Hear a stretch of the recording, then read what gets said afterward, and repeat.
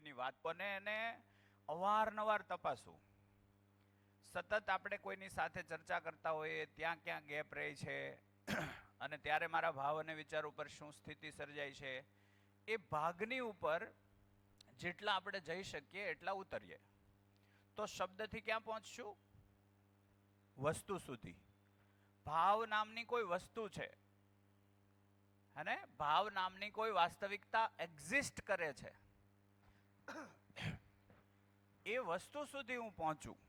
વિચાર નામની કોઈ વસ્તુ એક્ઝિસ્ટ કરે છે, વિચાર નામની કોઈ વસ્તુ એક્ઝિસ્ટ કરે છે, એ વસ્તુ સુધી હું પહોંચું અને એમાં મને જે ગેપ દેખાય એ ગેપને હું લખું, નહીં કે ચાર્ટ લખું. આ તો રિપીટ એન્ડ રિપીટ આપણે જ્યારે જ્યારે સમજવા બેસશું ત્યારે આનું આ જ આવશે. તો શબ્દો લખ જે ટચ થઈ વાત એ સ્મરણમાં રહે એટલા માટે લખીએ, આ બોર્ડ ઓકે છે. પણ આપણે જ્યારે એમ કહીએ કે 5 મિનિટ આપીએ, આ નિષ્કર્ષ શું નીકળે છે, વાતની ચર્ચા ઉપરથી નિષ્કર્ષ શું નીકળે છે, ત્યારે નિષ્કર્ષોને પકડો. હું શું માનતો હતો અને વાત શું થઈ રહી છે, એમાં ગેપ ક્યાં છે? આપણે કોઈક ને કોઈક માન્યતાથી ચાલતા હોઈએ, એ માન્યતા અને કોઈ વાસ્તવિકતાનું આજે વાસ્તવિકતા સુધી હું પહોંચ્યો અથવા વાસ્તવિકતા મને દેખાણી, વાસ્તવિકતાનું દર્શન થયું. તો એ દર્શન અને મારી માન્યતા એમના વચ્ચે કોઈ ગેપ છે. એ ગેપમાં આ અહીંથી જે કહેવાય રહ્યું છે એમાં કોઈ અસહમતિ દેખાઈ રહી છે તો અસહમતિને વ્યક્ત કરો. તો એ અસહમતિનું સોલ્યુશન થશે એટલે ગેપ સોલ્વ થશે. એટલે મારી વાસ્તવિક જિંદગી અને કાલ્પનિક જિંદગીનો સમન્વય થવાનું ચાલુ થાય. હું જે ઈચ્છા ધરાવું છું એ ઈચ્છા અને મારી યોગ્યતામાં જે કમી છે, હું જીવવા માંગુ છું એ આ સ્તરનું છે અને હું છું આ સ્તરે. તો જે યોગ્યતામાં ગેપ છે એ ગેપ મને દેખાવા માંડે તો ગેપ પૂરવો કેમ એ પણ ધીમે ધીમે બિંદુઓ જોડાશે. ગેપ પૂરવો કેમ એ પણ બિંદુઓ જોડાશે. એટલે જ્યાં જ્યાં ધ્યાન જાય, હું ધર્મને શું માનું છું, અહીંયા ધર્મની કઈ રીતે વાત થઈ છે, હું સુખને શું માનીને બેઠો છું, અહીંયા સુખની કઈ વાત થઈ છે, એને મેચિંગ કરો. કોઈએ શું કીધું છે એમ નહીં, હું શું માનું છું, અત્યારે શું થઈ રહ્યું છે, એમાં હું ક્યાં પહોંચું છું, એમાં મને ગેપ દેખાય છે, ચર્ચા થાય. વાત પહોંચી? ઠીક છે ને? તો એ નિષ્કર્ષોને લખીએ. જેમ કે મને એમ હતું કે પાર્થ નોલેજ ઇન્સ્ટિટ્યૂટની 5 શાખા થઈ જાય એટલે હું પ્રમાણિત થઈ જાય, મારી વાહવાહી થઈ જાય. એ 5 કરો કે 10 કરો, એ વાહવાહી લાંબી નથી ટકતી. ઉદ્ઘાટન કરો તે દી બધા આવશે, કહેશે વાહ જનકભાઈ વાહ. પછી મારી રિયલ જિંદગી છે એ હું જે જીવું છું એ છે. એમાં મને એ કેટલી ભૂમિકામાં કામ આવે તો કે મારા રોટલા કાઢે છે, ખાલી મારા રોટલા કાઢે છે. બીજું કેવું થશે કે કોઈ એને મહત્વનું માને છે, પાર્થ નોલેજ ઇન્સ્ટિટ્યૂટને કોઈ મહત્વનું માને છે તો એ મને એપ્રિશિએટ કરશે. બધા એપ્રિશિએટ નહીં કરે કેમ કે બધા માટે કામનું નથી. તો બધા માટે કામનું શું છે એવી કોઈ વાત મારામાં આવે તો એમાં સ્થિરતા આવે કે ભાઈ વાત તો તમે કીધી બરાબર છે.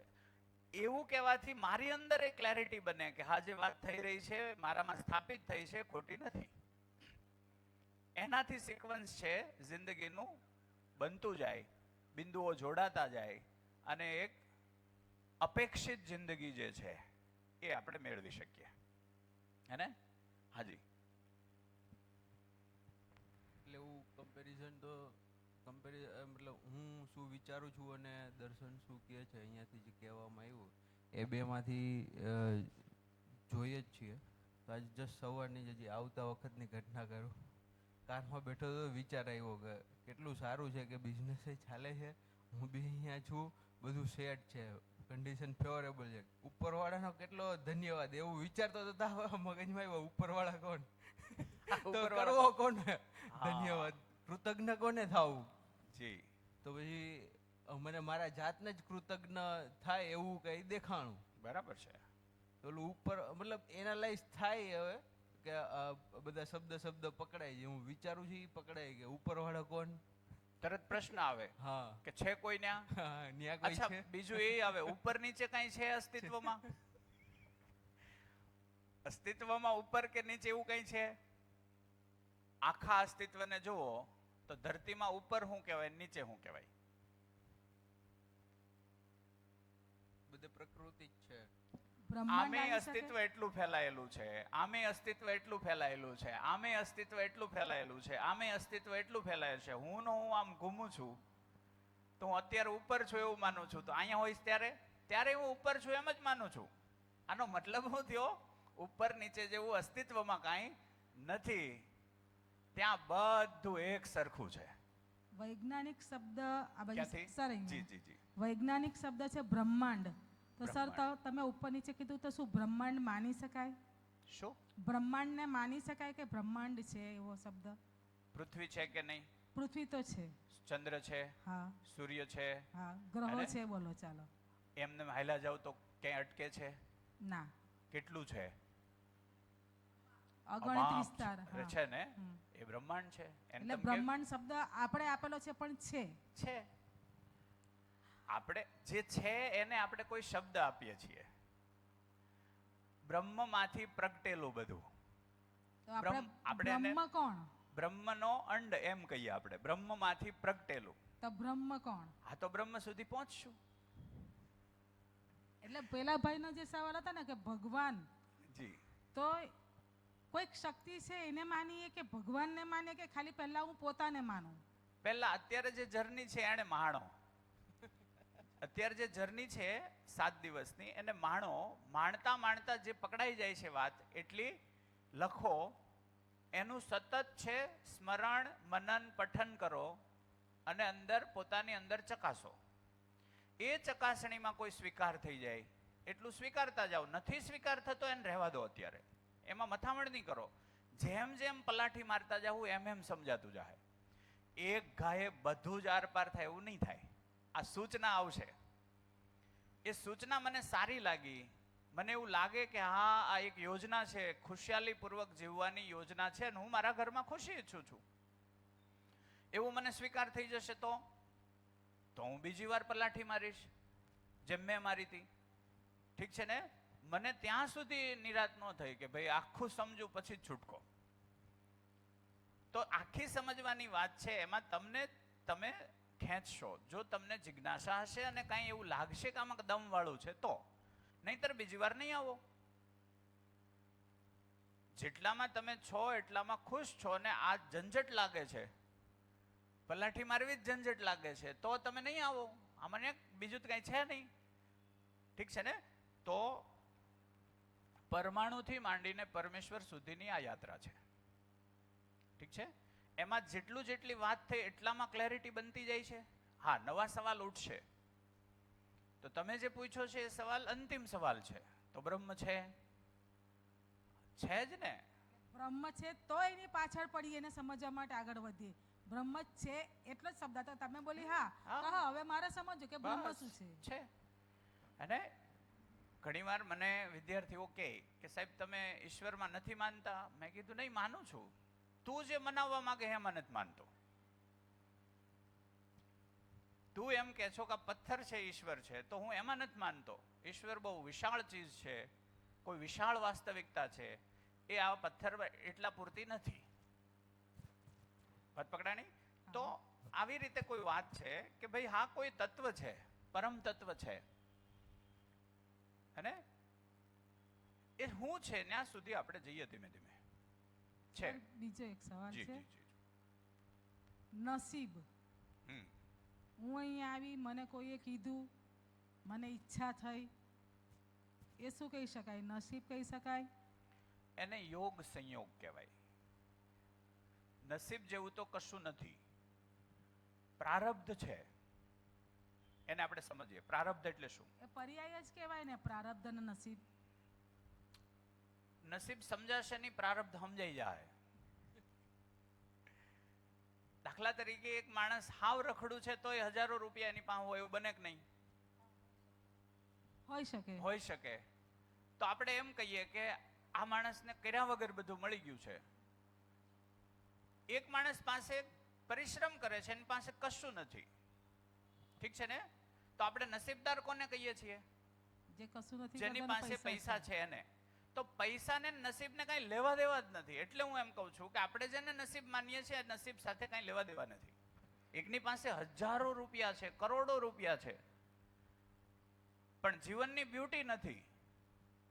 તો જે ઓળખી શકે એ તરત એમ કહે છે કે આની આ કમનસીબ છે કે એની પાસે પૈસા છે. જે ઓળખી શકે છે એને એ જ થશે. જે સત્ય, જેની પાસે સત્ય છે, કેટલાના વાત પકડાય છે? જે જિંદગીની બ્યુટી જેને સમજે છે હે,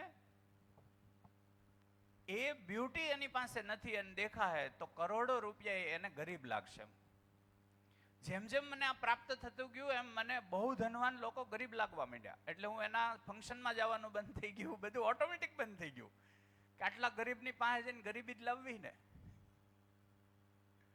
હવે સર મારો એક સવાલ છે કે તમે જે કરો છો, હું એક શિક્ષક જ છું, જી ગવર્મેન્ટ શિક્ષક છું. ગવર્મેન્ટ જે કહે તે ચિઠ્ઠીના ચાકર. હાજી.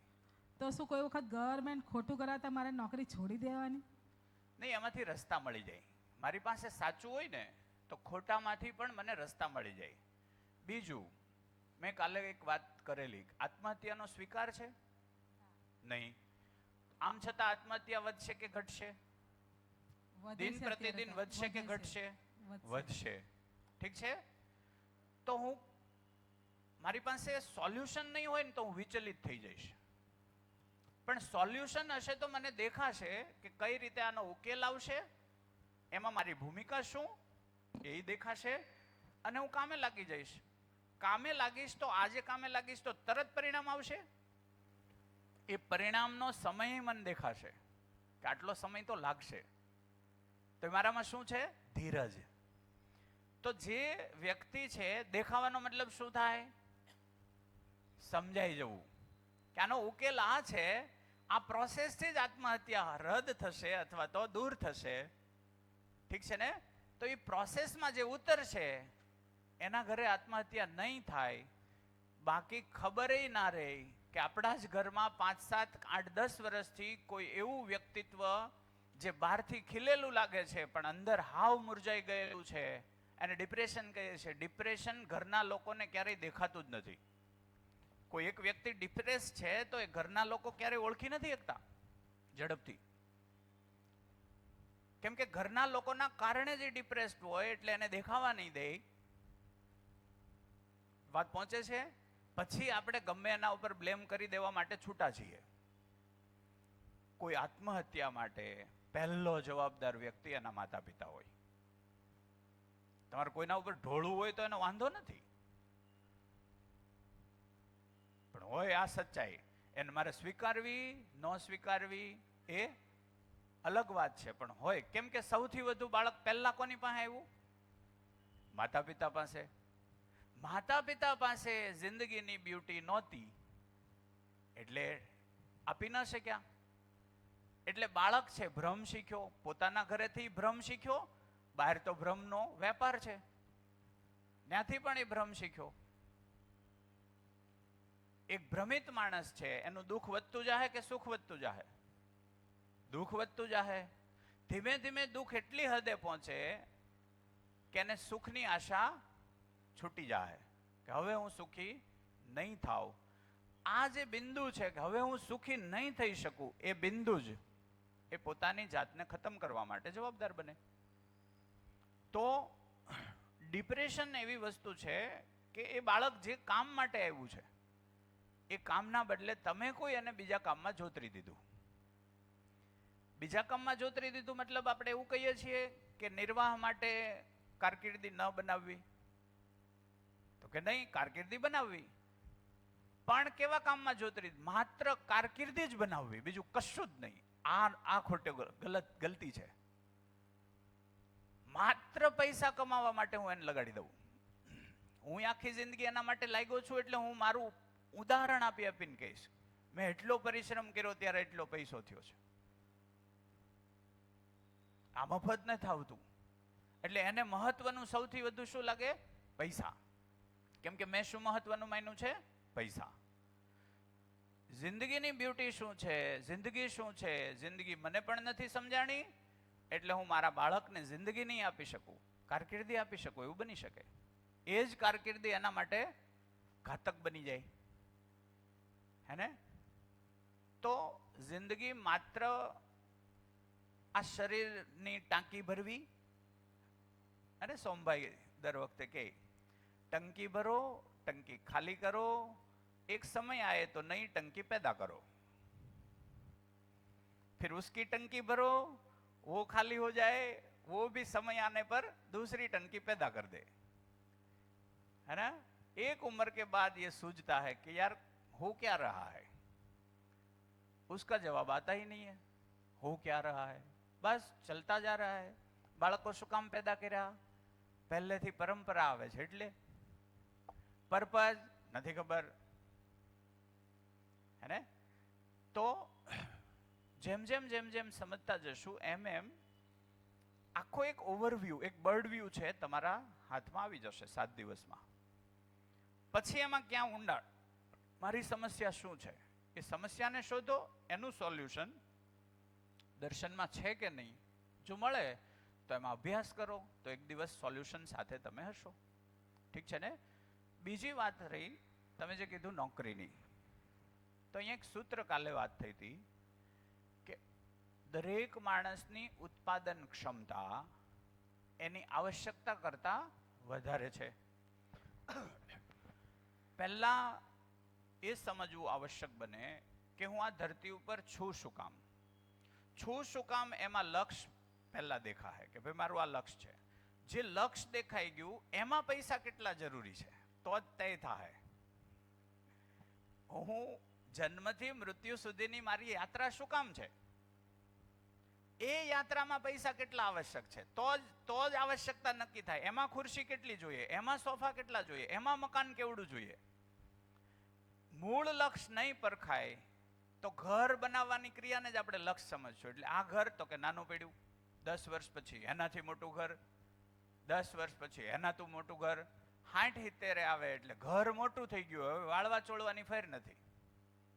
એટલે બૈરી ઠેકડે ચડશે કે આ તમે આ કર્યું બધું, મારે તો આટલું બધું નહોતું. પહેલા એ નહીં જોતું હતું, વાસ્તામાં હારો હાર હોમમાં બીડું, અને તે ખુશી ખુશી તૈયાર થઈને ઉભા રહી જતા હતા.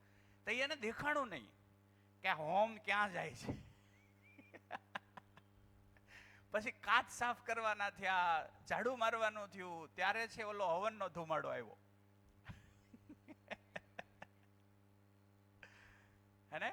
પછી છે નથી પગ કામ કરતા, નથી કઈડ કામ કરતી, કામવાળી ટાઈમે આવતી નથી, અને બળેતરા ચાલુ. સાચું ખોટું? જી.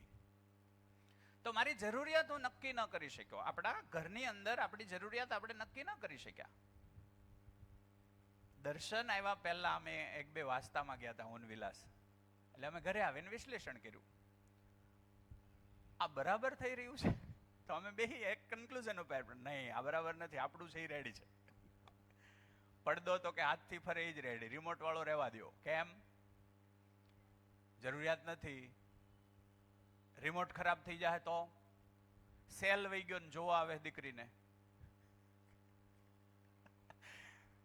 સેલ હારો છે પણ મોટર બગડી ગઈ, કાલ દીકરીને જોવા આવવાના, પડદો ખુલતો નથી. અમે એક જગ્યાએ ગયા હતા, બિચારાએ બહુ બળ કર્યું, પછી થાક્યા. આ હાળો રિપેર કરવા વાળો કેદુનો આવતો નથી, રિમોટ એને ખખડાયું, કેટલી બળ. અમે કીધું રહેવા દો, જે થયું એ થવા દો, ભલે બંધ રહ્યો, આપણે પંખો ચાલુ કરો. પણ એને દેખાડવું હોય કે આટલો ઊંચો પડદો હોય ને આ મોટર હોય, એને દેખાડવું હોય ને. આમ કરીએ ને ત્યાં પડદો ઉપર કરતો જાય, પણ ગયો નહીં. એવા અટવાઈ જાય. વાત પહોંચે છે ને?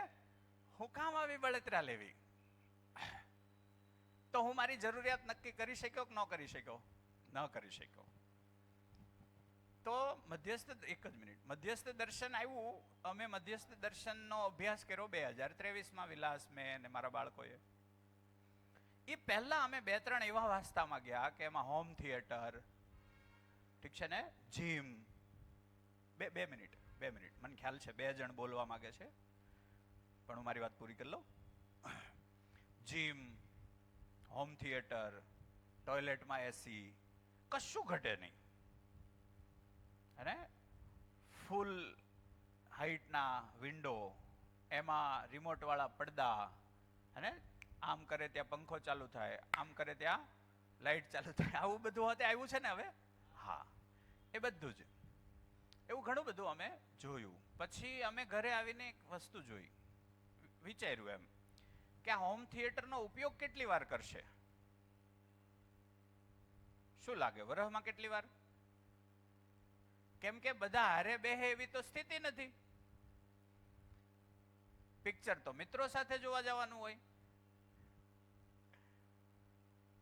એટલું મોટું ઘર બની જાય પછી મિત્ર આવતા અચકાય.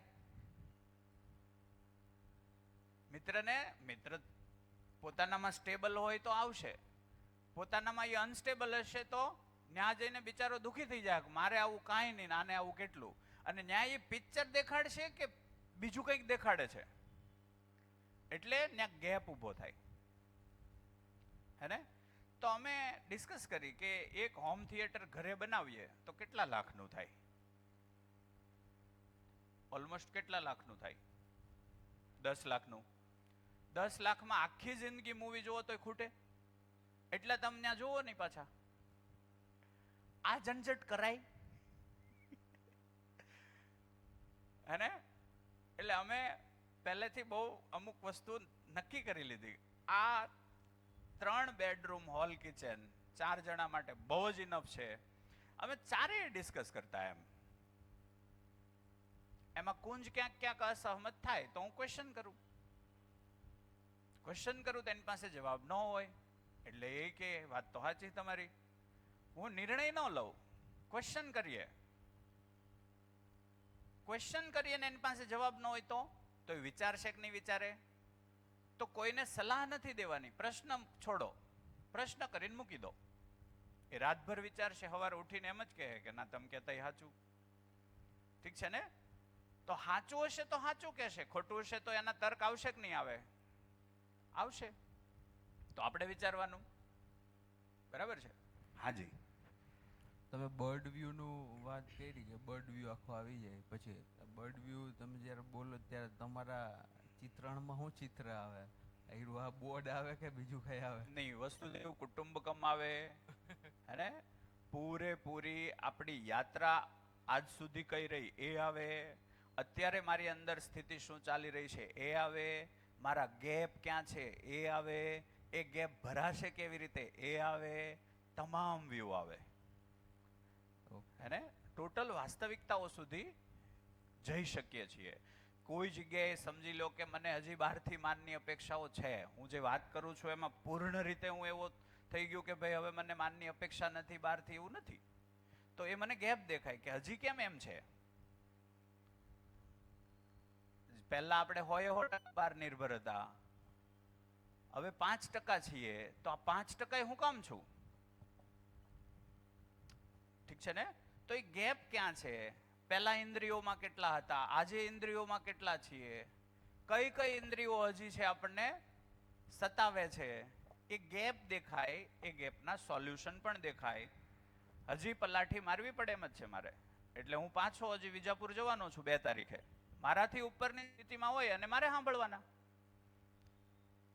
તો શીખવાની ક્રિયા કઈ આમ ચપટીમાં તો થતી નથી. 2.5 લાખ વર્ષથી શીખીએ છીએ આપણે. એવું જે વારે વારે કહું છું એ તમને દેખાશે કે આ કબીરે એવું કીધું ને. આપણે આના પહેલા વાત કરી હતી, યુગન યુગન હમ યોગી. યુગ યુગથી હું યોગી છું. યોગ સંયોગની રાહ છે. કોઈ એવો યોગ થઈ જાય કે એમાં કાંઈક મળી જાય,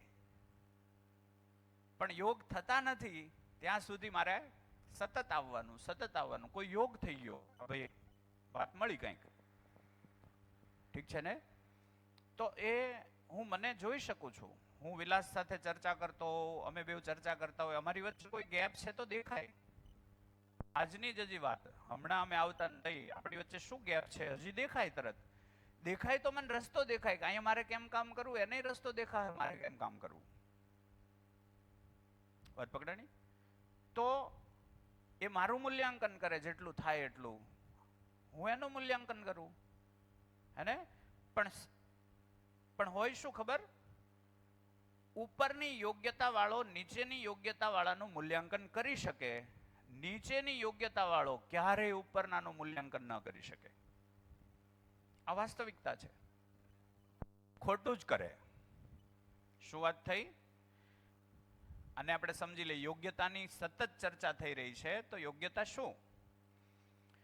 તો સમજી લો કે અહીંથી યાત્રા ચાલુ થઈ છે, એક જીવનની અહીંથી યાત્રા ચાલુ થઈ છે, એને અહીંયા પહોંચવાનું છે, આ એનું લક્ષ્ય છે. ઠીક છે? એમાં એ પોતે નેન્યા જ છે અથવા તો ડાઉન છે, માઇનસમાં છે. આ સ્થિતિ છે, ડાઉન વાળી સ્થિતિ છે, એને ભ્રમ કહેવાય. જે બેઝિક છે એનાથી નીચે, એને આપણે શું કહીશું? ભ્રમ, અતિભ્રમ. એને આપણે આ રીતે જોઈએ. આવો શબ્દ નથી, પણ આનો અઢળક ભ્રમ વધારે હોય તો અતિભ્રમ. તો એ નીચે છે. કોઈ આ યાત્રામાં નીકળી ગયું છે, એ અહીંયા છે, તો અહીંયા પહેલા અહીંયા એ ક્લિયર થાય કે હા, હું હજી અજ્ઞાની છું. એ આ બિંદુ રેખા છે. હજી મારે સમજવાનું બાકી છે, એ આ સ્તર છે. એનો મારામાં સ્વીકાર થાય. પહેલા તો વાત પહોંચે છે. આ પોતાની જાતને આમાં જોવો એટલે તરત દેખાશે. હું મારા બાળક સાથે વ્યક્ત થાવ તો મને બધું આવડે છે એ રીતે વ્યક્ત થાઉં છું, કે હું પણ હજી અજ્ઞાની છું, હું શોધમાં છું, એ રીતે વ્યક્ત થાઉં છું? શું લાગે છે? હું જ્ઞાની છું, મેં તારા કરતા દિવાળી વધુ જોઈ છે, એ રીતે હું વ્યક્ત થાઉં છું. મને યાદ આવ્યું અત્યારે કે જડ સંસાર છે ને, જડ સંસાર, એનું પણ આપણને પૂરતી ખબર નથી. હું ને મારા પત્ની અને બાળકો, આ 10-12 વર્ષ પહેલાની વાત છે, અમે મારા સાસરેથી રામબાગમાંથી ઘરે આવતા હતા. એટલામાં મિની બજાર આવ્યા ને, તો વિલાસ છે એ પેલા દેશી ડોડા જોઈ ગઈ લારીમાં. એટલે મને પૂછ્યું, જનક ચેવડો ખાવો છે? મેં કીધું ખાઈ. એટલે કે તો ગાડી ઊભી રાખો, લઈ લઈએ. એટલે મેં ગાડી ઊભી રાખી. કુંજ બાજુમાં બેઠો હતો, એટલે રમતો હતો. તો એ તો નાનો, એટલે મને કહે કે પપ્પા એક સવાલ થાય છે. મેં કીધું બોલો. તો કે ડોડામાં મૂં શું કામ હોય?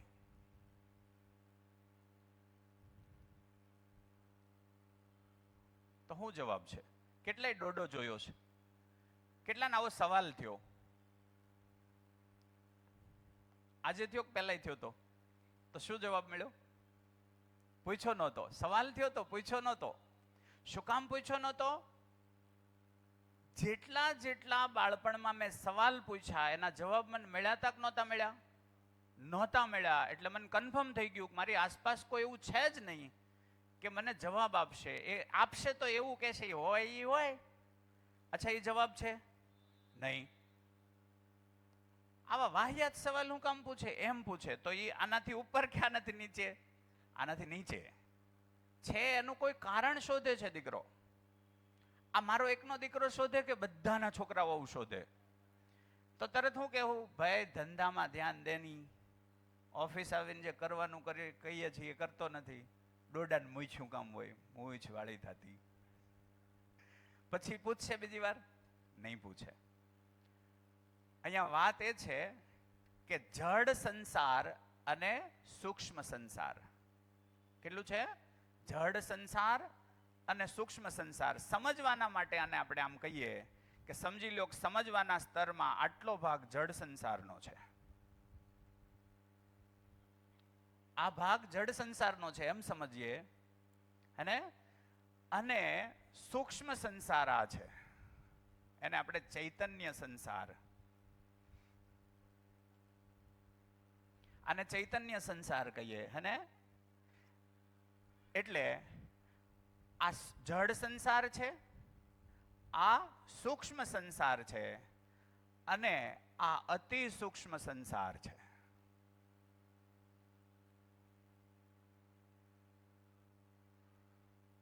આમ સ્તર આપણે પાડીએ. ઠીક છે? આ પ્રકૃતિ છે, આ હું છું, અને આ બ્રહ્મ છે. તો સમજવાના સ્તર આમ છે. એમાં હું આમાંય નથી પૂરું સમજો. આ પાણી શું કામ છે, આ ડોડા શું કામ છે, આ મૂછ શું કામ છે, આ પતંગિયા શું કામ છે, કાગડા શું કામ છે, કૂતરા શું કામ છે, પથ્થર શું કામ છે, રેતી શું કામ છે, રણ શું કામ છે, જંગલ શું કામ છે, મને નથી ખબર. મને એક જ ખબર છે, ધંધો કરો. યાર આ ભાગ છે. ઠીક છે ને? એટલે માત્ર એ કરવું, એ ધંધો કરીને પણ આ જ ગતિ કરવાની છે. એને બદલે ધંધો કરીને હું આને અવગણના કરું છું. જેમાં ધંધો કરું છું એની અવગણના કરું છું. ધંધો શેની સાથે થાય? પ્રકૃતિ સાથે. એમાંય હું એની ભૂમિકાને સમજવા તૈયાર નથી. ખાલી મારા કામનું કંઈક મેં માની લીધું, જાણી નથી લીધું. એની પાછળ મેં દોટ માંડી છે, અને બીજા મારી આસપાસ જે પેદા થઈ રહ્યા છે એને એ દોટમાં સામેલ કરું છું. ઠીક છે ને? તો આ ભાગ છે. હવે કોઈ અહીંયા પહોંચ્યું છે, કોઈ આ ગતિમાં અહીંયા પહોંચ્યું છે, કોઈ આ ગતિમાં અહીંયા પહોંચ્યું છે, કોઈ આ ગતિમાં અહીંયા પહોંચ્યું છે, કોઈ આ ગતિમાં અહીંયા પહોંચ્યું છે. તો આનું મૂલ્યાંકન કરી શકે, આનું મૂલ્યાંકન ન કરી શકે. વાત પહોંચી? આનું મૂલ્યાંકન કરી શકે, આનું મૂલ્યાંકન ન કરી શકે. સંભવ જ નથી.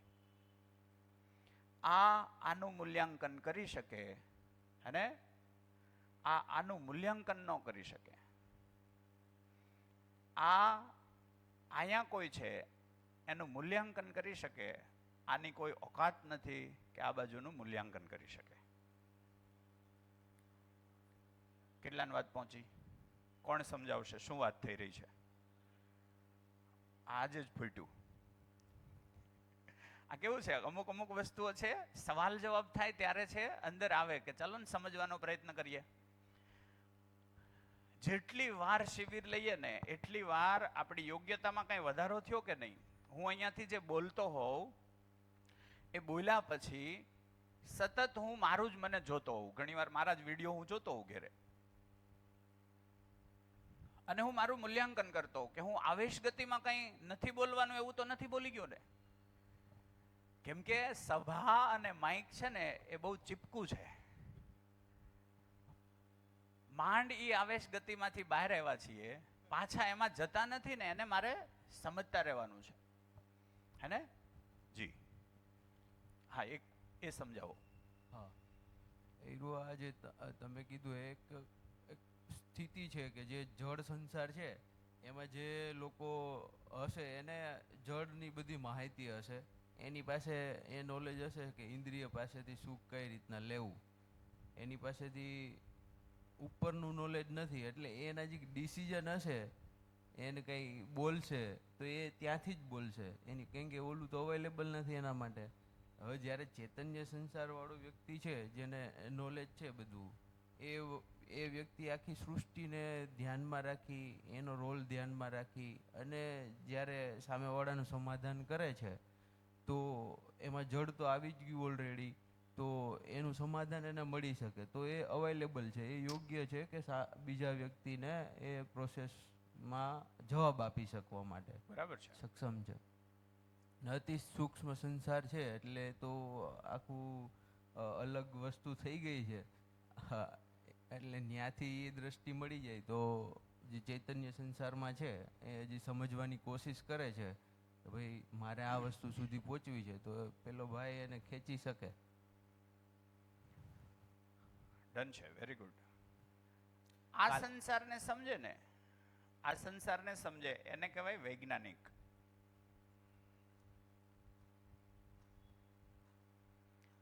આ સંસારને સમજે એને કહેવાય મહાપુરુષ અથવા ઋષિ. એટલે જુઓ, ઋષિઓની વાણી આપણને ઝડપથી ક્યાં સમજાય છે? નહીં. ગંગા સતી આપણને સમજાણા નહીં. ગંગા સતી આપણને સમજી લીધા એટલે એવું કે ગુપ્ત રસ છે આ. અને કેવો રસ છે? ગુપ્ત રસ છે આ ભાગ છે ને એવું લાગે કે આ રસ ગુપ્ત છે, અધૂરિયાને ના સમજાય અથવા ના કહેવાય. તો એવી પાત્રતા જેની પાસે નથી એની પાસે મોઢું જ નહીં ખોલે. વાત પહોંચે છે? વાત પહોંચે છે? જ્યાં એમ લાગે કે એને આ વાત ત્યાં મૂકવા જેવી જ નથી. એટલે ઘણા મને એવું કહે કે સ્નેહ મિલનમાં બોલો ને. સ્નેહ મિલનમાં બોલવાનો કોઈ અર્થ જ નથી. ત્યાં મૂળભૂત ઉદ્દેશ શું છે? સન્માન વેચો, સન્માન કમાવો. સન્માનનો વહીવટ છે. મારી ખુરશી ક્યાં પડે, પ્રમુખ તરીકે મને કેટલું સ્થાન આપ્યું, અને એના અનુસંધાનમાં બધું ગોઠવાય છે. હા કે ના? હા. સ્નેહ મિલનમાં જમવાનું ન હોય તો કેટલા જણ આવે? કોઈ જ નહીં. તો સ્નેહ મિલન છે, એક સમયે કામ કર્યું, હવે તો બધા ગોતે છે કે આમાં કરવાનું હું, થાકી ગયા, હવે કંઈક નવું લાવો, નવું લાવો એવું વિચારે છે. નવું કાંઈ મળતું નથી. ઠીક છે ને? એટલે આ વાત મૂકવાનો એક જ અંદાજ છે, આ ફોર્મેટ છે, ક્લાસરૂમ ફોર્મેટ. 2000 પબ્લિક, 5000 પબ્લિક, એમાં બોલવાનો કોઈ લાંબો મતલબ નથી. હા, એકવાર કોઈ વાત કરી એમાંથી જેને ચીપકશે એ 2-3 જણા છે આવી જશે, બરાબર છે. પણ એ 2 માટે આપણે 5000 લોકોને છે હેરાન કર્યા. એને એ જોતું જ નહોતું ને આપણે એને 1 કલાક આપ્યું. Mike mike mike. એટલે ઘણી જગ્યાએ મને કહે કે આવો ને, હું ના પાડું છું, રહેવા દો ને. અને શિબિરનો કોઈ કહે તો હું રેડી છું 7 દિવસ માટે. મારા પૈસે આવીશ અને મારા ખર્ચે હું આવીશ, એમાં મને વાંધો નથી. એમાં મને લવજીભાઈ પરમિશન આપી. પછી લવજીભાઈ મારા મિત્ર છે, કેટલા ઓળખે છે. મિત્ર છે, મોટા ભાઈ છે, ભાઈના દીકરા છે, પાર્ટનર છે, બહુ બધું છે મારા માટે. તો પહેલી શિબિર એને 2022માં કરી. પહેલા મેં એને ધક્કો માર્યો, જાઓ તમે. એ ગયા, એને એમ થયું કે નહીં, વાત તો કંઈક છે મુદ્દાની. પછી અમે ગયા અને પછી હાજી લવજીભાઈ ઉભા થાવ. લવજીભાઈ કોણ છે ઈ?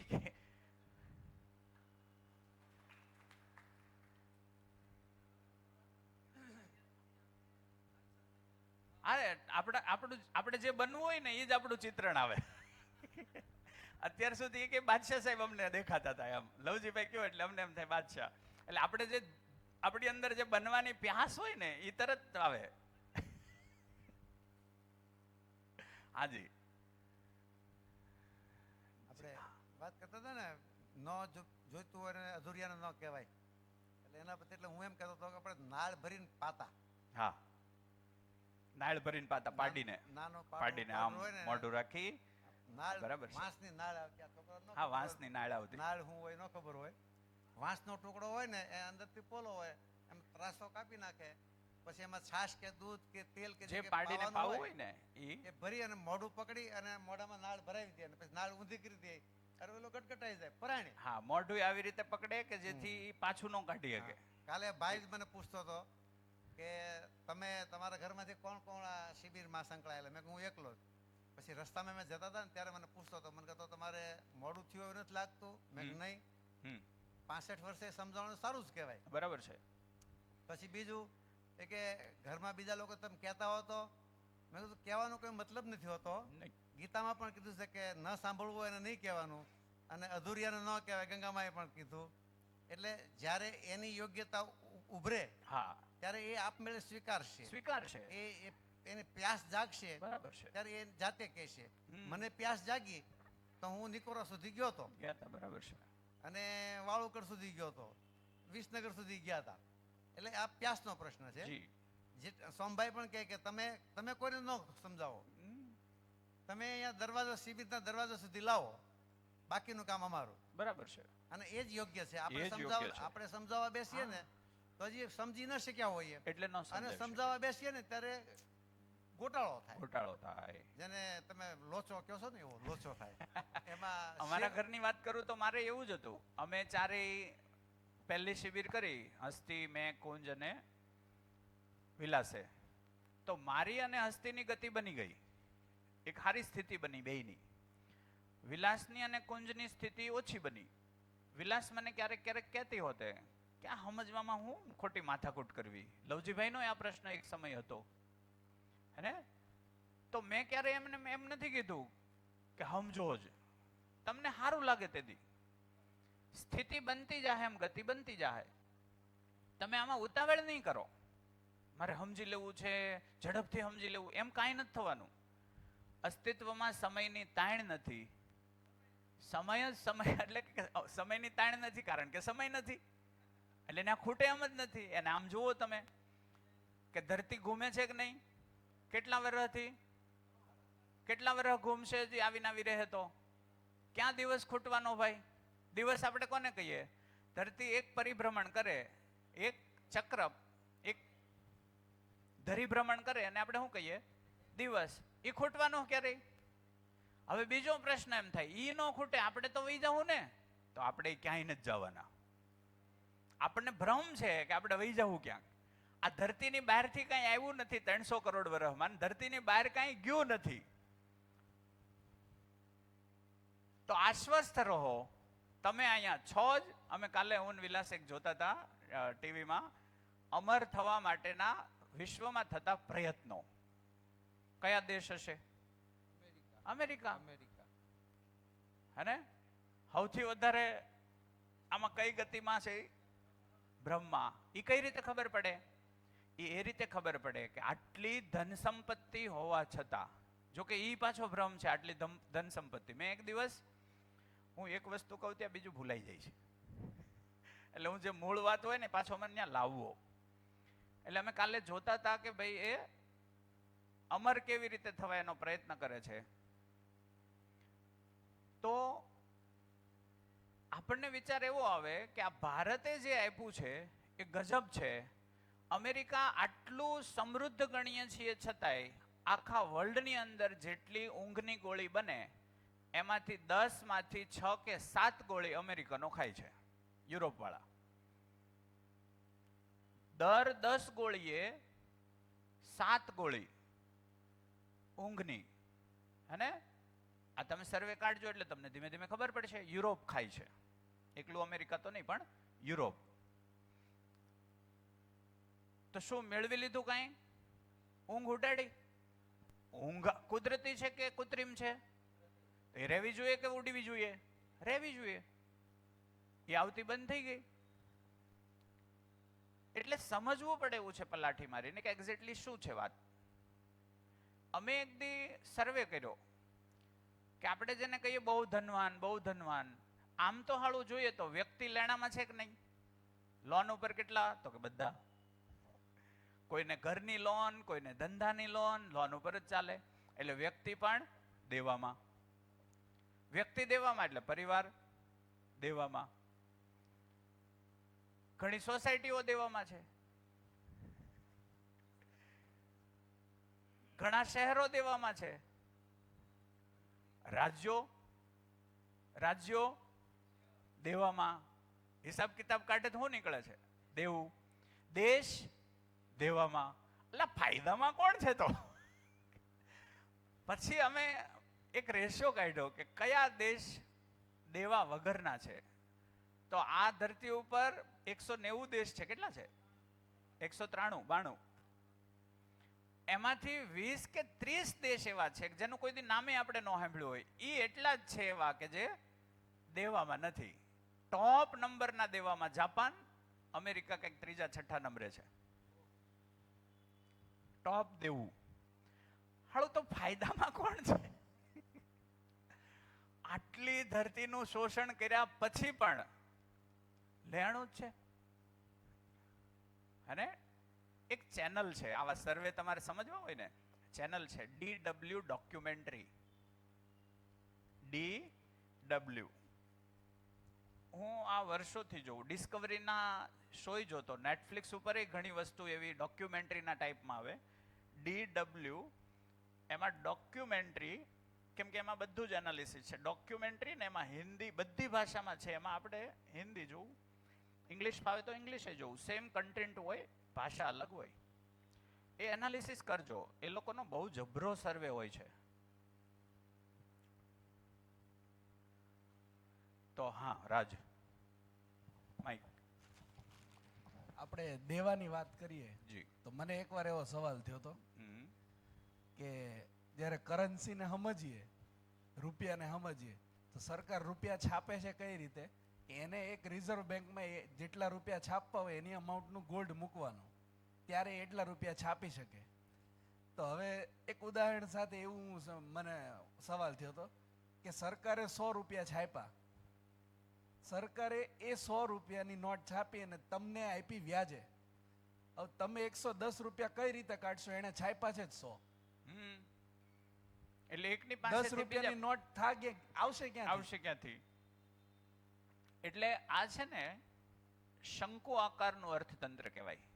શંકુ આકારનું એટલે ખ્યાલ આવે ને? નીચેનું નાણું ટોચ ઉપર જાય.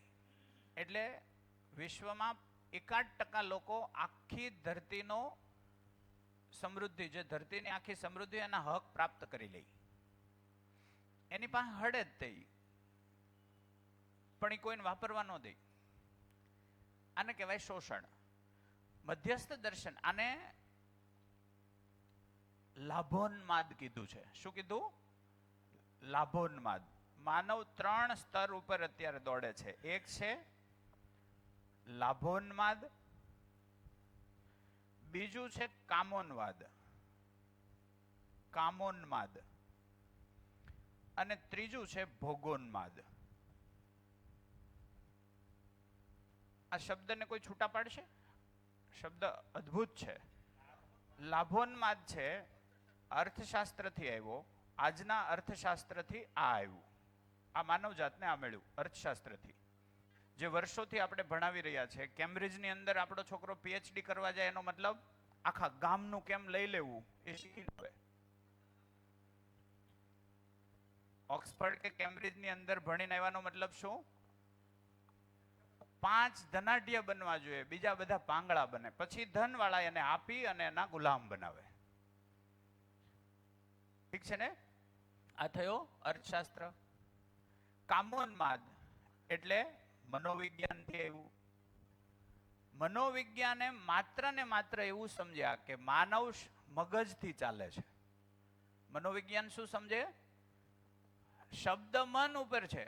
મન એને નથી પકડાણું. એને એમ થાય છે કે મન મગજમાં હોય, એટલે મગજથી ચાલે છે. મગજ ઇન્દ્રિયો ઉપર અસર કરે, ઇન્દ્રિયો મગજ ઉપર અસર કરે. એટલે આજે તે એક થિયરી કામ કરી રહી છે. માણસ ડોપામાઇનથી ખુશ થાય. ખુશ થાય ત્યારે એની અંદર ડોપામાઇન રિલીઝ થાય. એ વાત સાચી છે, પણ ડોપામાઇનથી ખુશ થાય એ વાત ખોટી. આ બેમાં શું ફરક? એક સિદ્ધાંત કેવો કીધો? માણસ ખુશ થાય ત્યારે ડોપામાઇન રિલીઝ થાય છે, એટલે બોડીની અંદર ઉત્સવ દેખાય. એટલે બોડીની અંદર કોષોની સંગીતમયતા જોવા મળે. એ શરીરની હેલ્થ માટે સારું છે.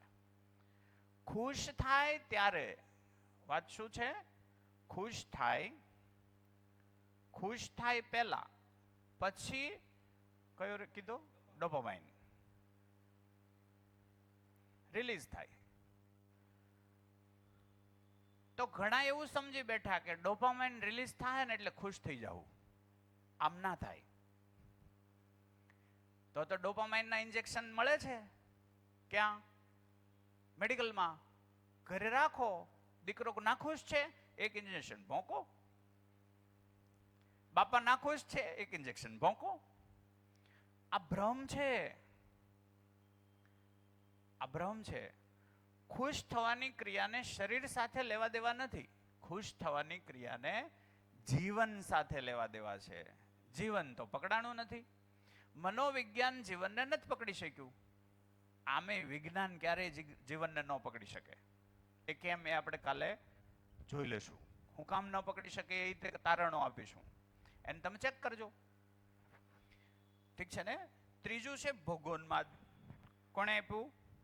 સમાજશાસ્ત્રએ.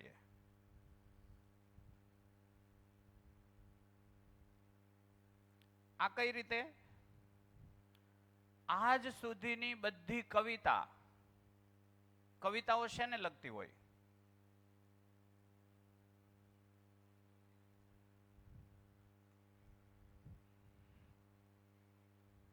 હાજી માઇક. રસિક હોય. રસિકનો મતલબ કામોન્માદી, અથવા ભોગ તરફ લઈ જાય અથવા કામ તરફ લઈ જાય. આવી ગયું? આવી ગયું. શૃંગાર. માઇક માઇક માઇક તમારી પાસે એનું છે થોડુંક તો પીરસો. શૃંગારમાં આપણે ભગવાનનું રૂપ સજાવીએ. રૂપથી આપણને મજા આવે. પછી હું મારું રૂપ સજાવું એટલે રૂપથી હું સન્માન તરફ જાઉં. જી. ભરતુહરી મહારાજે 3 શતક લખ્યા છે. જી. એમ વૈરાગ શતક, શૃંગાર શતક અને ત્રીજું મને યાદ નથી આવતું, પણ 3 શતકો લખ્યા છે. મોટો વૈરાગી પુરુષ હતા, પણ છતાં વૈરાગી પુરુષ હોવા છતાં પણ એ શૃંગાર શતક સમજી શક્યા, જાણી શક્યા. અને શૃંગાર કોને કહેવાય, શૃંગાર કેવો હોવો જોઈએ, આજે કામોન્માદી શૃંગાર છે. હા. જ્યારે એમને લખેલો તે શૃંગાર આત્મોન્નતિ માટેનો શૃંગાર હતો. આત્મોન્નતિ માટે હતો. રાઈટ. પણ આપણે એને જુદું લઈ ગયા. જેમ કે રાધા કૃષ્ણના વધારે ફોટા કેવા છે? કામોન્માદી આપણે બનાવ્યા. ઈ કૃષ્ણ એવા નહોતા. કૃષ્ણ હકીકતમાં એવા હતા જ નહીં. પણ આજ તમે ગૂગલમાં રાધા કૃષ્ણનો ફોટો, રાધા કૃષ્ણ સર્ચ કરશો એટલે એવા એવા ફોટા આવશે કે હીરો હિરોઈન છે ઝાંખા પડશે. એવા આપણે દોરી નાખ્યા અને આપણે એને એવું સમજી બેઠા કે આજ તો કૃષ્ણ છે. આપણે સમાજમાં કોઈ કામી પુરુષ હોય તો એના માટે કનૈયો શબ્દ વાપરે. કાનુડો છે, કાનુડો છે. એવું શબ્દ. રિયલમાં કનૈયો એ હતા જ નહીં. બહુ ઉચ્ચ પુરુષ હતા. બહુ ઉચ્ચ પુરુષ હતા. એમની જે રાસલીલા છે એ પણ સમજવા જેવી છે. એના માટે એક વ્યાસ વિચાર નામનું પુસ્તક છે, પાંડુરંગ દાદાના વિચારો ઉપરથી લખાયેલું. એમાં દશમ સ્કંદ છે ને એ આખો રાસલીલા ઉપર છે. રાસલીલા એટલે શું એ સમજવા જેવો વિષય છે. બીજું કેવું છે ખબર? એક વાત એ સમજીએ, હું કૃષ્ણ ઉપર પુસ્તક લખું. કૃષ્ણ કેટલા વર્ષ પહેલા થઈ ગયા? 5000, 5500 વર્ષ પહેલા. મને મળ્યા હી? અમે રૂબરૂ મળ્યા કાંઈ નહીં. એને મને એના કઈ વિચારો કીધા નહીં. મેં કૃષ્ણને કંઈક ચિત્ર્યા. હવે હું લખું કૃષ્ણના નામે, હેને, કૃષ્ણ ચરિત્ર એમ કરીને હું બુક લખું. હું મારા વિચાર લખાય કે કૃષ્ણના વિચાર? મારા. ચિઠ્ઠી કૃષ્ણની ફાડું છું. બરોબર. વાંચવા વાળો કોને વાંચવાનો પ્રયત્ન કરે છે? કૃષ્ણને. ગેપ અહીંયાથી ઊભો થાય. વાંચવા વાળાને એમ થાય આમાં કૃષ્ણની વાત છે. નહીં, જનકે લખી જનકની જ વાત છે. ચિઠ્ઠી કૃષ્ણની ફાટી છે. કૃષ્ણને તો મેં વિચાર્યું એ ખબર નહીં હોય. વાત પહોંચે છે? હા, માઇક. આપણે વિષય ભટકવું નથી, પાછા આપણે અહીંયા આવી જઈએ. કેમ કે આનો અભ્યાસ કરવા માટે છે ને જનવાદ, 3 વાદ આપ્યા છે દર્શનમાં. 3 વાદ છે. જનવાદ છે, એક આવર્તનશીલ અર્થશાસ્ત્ર છે, અને મનોવિજ્ઞાનના સાથે ત્યાં એવું આપ્યું છે માનવ સંચેતનાવાદી મનોવિજ્ઞાન. તો એ 3 છે ને, 3 વાદ છે. એમાં આના બહુ જ વિશ્લેષણ મસ્ત છે. એટલે એ આપણે ન કરીએ ત્યાં સુધી આમાંથી વિવાદ થાય ખોટો. હાજી. એટલે મારો પ્રશ્ન એ નથી, મારો પ્રશ્ન ત્યાં જ છે, પણ ત્યાંથી ત્યાં સુધીનો છે. જી. જે પુસ્તકની વાત આવી એ ટાઈપની કે માની લ્યો કે હું કોઈ બી જગ્યાએ છું, જી, બરાબર, અને કોઈ વ્યક્તિ એમની વાતને મનાવવા માટે મારું મૂલ્યાંકન કરે છે અને મને એ દેખાય છે, અથવા તો હું એ પ્રમાણિત કરી શકું એમ છું કે ભાઈ એ જે મને પ્રમાણ આપે છે એ પ્રમાણમાં હું નથી. એટલે કોઈ વ્યક્તિ 5-10 લાખ રૂપિયા કમાતો વ્યક્તિ હોય, સાથે કામ કરીએ છીએ અને એમ કહે કે નહીં તમે આ જગ્યાએ ખોટા છો એમ, અને હું મારી જાતને પ્રમાણિત કરી શકું છું કે ભાઈ એમની જે દિશા છે એ ભ્રમિત દિશા છે અને મારી જે દિશા છે એ ચેતનીય સંસાર કે જળ સંસારને સમજવા તરફની દિશા છે. તો એ વ્યક્તિ મને કંઈ પણ વસ્તુ કહે છે અને હું મારી જાતને પ્રમાણિત કરી શકું છું કે નહીં ભાઈ એ જે દિશા જઈ રહ્યા છે એ ભ્રમિત દિશામાં છે, અને હું મારા જાતને વિચલિત ન થવા દઉં, મારા જે કામને હું કરી રહ્યો છું, તો એનું મતલબ મારે એવું સમજવાનું કે હું મારું જે જીવન છે એને સમજવા તરફની પ્રયાણ કરું છું. હું બરાબર સમજ્યો છું? સહજ રીતે હું વિચલિત ન થાવ એટલે સમજાઈ જાય કે એના કરતાં હું યોગ્ય છું. ઓકે. અને સહજ રીતે વિચલિત ન થવાનો હું પ્રયત્ન કરું, સહજ રીતે વિચલિત ન થાવ. આ બેમાં ફેર કે નહીં? વાત પહોંચી? એમાં કેટલાને વાત પહોંચી? એમણે શું કીધું? કોઈ એક વ્યક્તિ પુષ્કળ કમાણી તરફ જાય છે અને મને એમ કહે છે કે તું હાવ નકામો છો, તો એણે મારું મૂલ્યાંકન કર્યું. ઠીક છે ને? હવે એ જે તરફ જાય છે એમાં એની જિંદગીની તૃપ્તિ ને મારી જિંદગીની તૃપ્તિ, જો હું તૃપ્ત હોઈશ તો હું વિચલિત નહીં જ થાવ. પણ મને પણ એમ લાગે કે આ વાત તો સાચી કરે છે, એનો મતલબ મારી અંદર કંઈ ભૂખ છે પણ હું પામી નથી શક્યો, એટલે અતૃપ્તિ વધશે. કોઈના વાક્યથી મારી અંદર અતૃપ્તિ મને દેખાય તો સમજવાનું કે હું અયોગ્ય છું. કોઈએ કંઈક કીધું, એ કંઈક માની બેઠેલો છે, એને લગતું એણે કંઈક મને કીધું અને હું વિચલિત ન થયો, કેમ કે હું કંઈક જાણું છું, તો જ હું વિચલિત નહીં થાઉં. વાત પકડાય ને? હા, તો મારી યોગ્યતા હશે તો વિચલિત અસંભવ જેવું થઈ જશે. કાલ રાત્રેની જ ઘટના છે. જી. મારો કઝિન એને મને ફોન કર્યો, એટલે મેં કીધું ક્યાં હતો? એમ મેં કીધું શિબિરમાં હતો જીવન વિદ્યાની. એટલે એને મને એવું કીધું કે ભાઈ તું ધંધો મોટો કર, હજી આત્મા બાત્મા પછી ગોતવા જાય. હા, એટલે પછી ત્યાં અમારી 1.5-2 કલાક ચર્ચા ચાલી, રાતના 12 સાડા 12 સુધી. પછી મારું ગોતતા ગોતતા એનું એ અટવાતો એ મળી ગયું.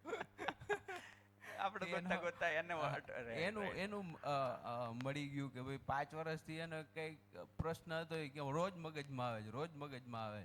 તો એની ઉપર અમે વર્ક કર્યું અને ફાઇનલી કે હું આનો સોલ્યુશન કાલથી ચાલુ કરું.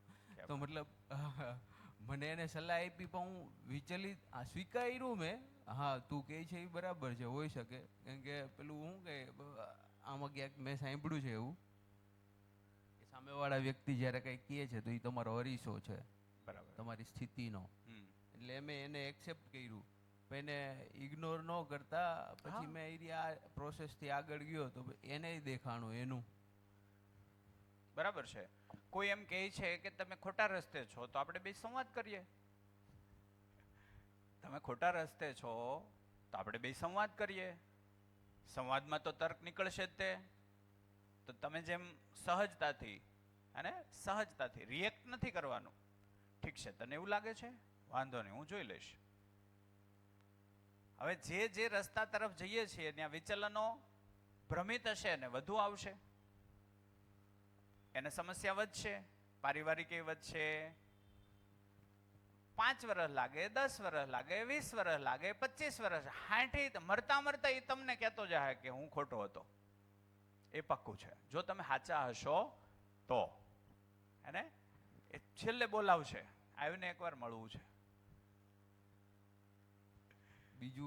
બીજી વસ્તુ એ અહીંયા થઈ કે ભાઈ કોઈને બોલાવા નથી, ઓટોમેટિક આવશે. ત્યારે રાત્રે અમે 1:30-2 વાગ્યા સુધી પરિવાર સાથે બેઠા હતા, તો આવી બધી જ વાતો થતી હતી જીવન વિદ્યા રિલેટેડ.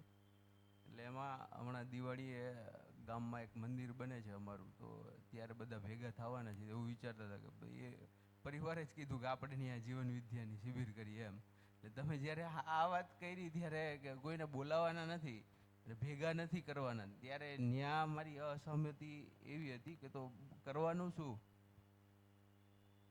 ભેગા નથી કરવાના તો. એટલે અહીંયા વાત થઈ, તમે હેના થ્રુ આવ્યા? કોઈ કીધું મને ને કોઈ કીધું કે ભાઈ તું જે ગોતે છે એવું કંઈક અહીંયા છે, એટલે તમે આવ્યા પછી તમે સાંભળ્યું એટલે સ્વીકાર થયો કે સમજવા જેવી વાત છે. એટલે તમારી યોગ્યતા આ ત્રીજી શિબિરે પ્લસ છે કે માઇનસ? પ્લસ છે. તમારી યોગ્યતા વધી તો તમને જે એમ લાગતું હતું કે મારાથી વધુ કમાઈ મારાથી યોગ્ય છે, એની સાથે પહેલા તમે વાત કરી શકતા હતા? નહીં. આજે વાત કરી શકાય છે. એનો મતલબ શું થયો? પૈસાથી યોગ્યતા પૈસા બાબતની જ આવે છે, પણ સર્વાંગી યોગ્યતા જેને આપણે કહીએ, અને સર્વતોમુખી સમાધાન સાથેની જે યોગ્યતા છે એ પૈસાથી નથી આવતી. તો તમે એની સાથે ચર્ચાએ ચડ્યા, તો આજે એના ભાગમાં એક વાત તો ગઈ કે હા અમુક સમાધાન મારી પાસે પૈસા હોવા છતાંય નથી. તો એક દિવસ ક્યારેક ને ક્યારેક એ કહેશે કે પેલી શિબિર તું કરે છે હું. અને મને ઘણા એવું કીધું કે કોઈ એક જગ્યાએ ચીપકી ન જવાય. તો ચીપકવા જેવો માર્ગ એક જ છે, સત્ય. સત્ય હોય ત્યાં ચીપકા વગર રહી નો એકો. આ સત્ય હશે તો ચીપકેલા રહેશું, સત્ય હશે તો કામનું હશે, કામનું હશે તો ચીપકેલા રહેશું, અસત્ય હશે તો 8-10 વર્ષ હંકારશું, ત્યાં થાકી જવું. અસત્યમાં થાક લાગે, ભ્રમમાં થાક લાગે, ઠીક છે ને? સત્યમાં થાક ન લાગે, એમાં ઉત્સવ બનતો જાય. તો એવી રીતે જે અહીંયા કોઈને આપણે એવું કીધું હતું કે અહીંયા સારું સારું ખાવાનું હશે અને વ્યવહાર ટકાવવા આવો, કોઈને આમાંથી ફોર્સ નથી કર્યો. એટલે ઇવન ગઈકાલે જ એક મેસેજ આવ્યો હતો કે ભાઈ મારે પહેલે દિવસથી આવવું હતું પણ હું આવી ન શક્યો, ત્રીજે દિવસે આવી શકું. મેં કીધું તમને આવવું હોય ત્યારે આવો, મને વાંધો નથી, પણ એક લેવલ સુધી તમે નહીં હોવ તો કનેક્ટ નહીં થાવ ત્રીજા ચોથા દિવસે. પછી તમને કંટાળો ચડે કે હું કહે છે મને કાંઈ ખબર નથી, એટલે તમે જાતે વયા જાઓ. તો તમે એવું કન્ક્લુઝન લઈને જાઓ કે એમાં કંઈ છે નહીં. એટલે અમારો આગ્રહ એવો હોય કે પહેલે દિવસથી આવો અને 7 દિવસ સુધી એક એવી સ્થિતિ બનાવીને બેસો જેથી આપણું પૂરું ધ્યાન અહીંયા હોય. તો એવી રીતે કોઈને આપણે જેને એટલે જ એ નાગરાજજીએ શું કીધું, આપ અપના દિયા જલા કે રખો, દુનિયા કો જરૂરત પડેગી તો ખુદ બખુદ દાવાનલ બનેગા. અમે હમણાં આવ્યા ને ત્યારે વિલાસ ને હું બે આવ્યા ત્યારે મારી ગાડીની અંદર ફોન છે ને, એમાં તો ફોનની ઓટોમેટિક બ્લૂટૂથ કનેક્ટ થાય એટલે ઓડિયો ચાલુ થઈ જાય આગળનો બાબાજીનો, એટલે ચાલુ થઈ ગયો. તો ઓડિયોમાં એક વાત આવી, પેલા શું વાત હતી કંઈક, માઇક યાદ છે? બહુ મસ્ત વાત હતી.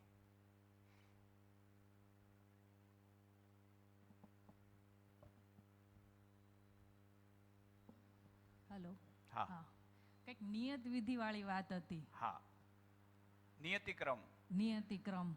तो एक बात થઈ કે ये कंटेंट तो बहुत अच्छा है, एक व्यक्ति पूछे છે ये कंटेंट तो बहुत अच्छा है लेकिन क्या लग रहा है सबको वो ध्यान में आएगा એવું કીધું. એટલે એ નાગરાજજીએ કીધું नियति विधि में जो चल रहा है वही विधि से यहां ध्यान आकर्षित होगा. આ વાતને સમજવાનો પ્રયત્ન કરીએ. સમજાણું કેટલાને સમજાણું?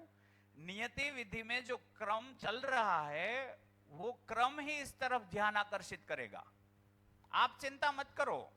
મતલબ એની સ્થિતિ હશે તો ગતિ બનશે.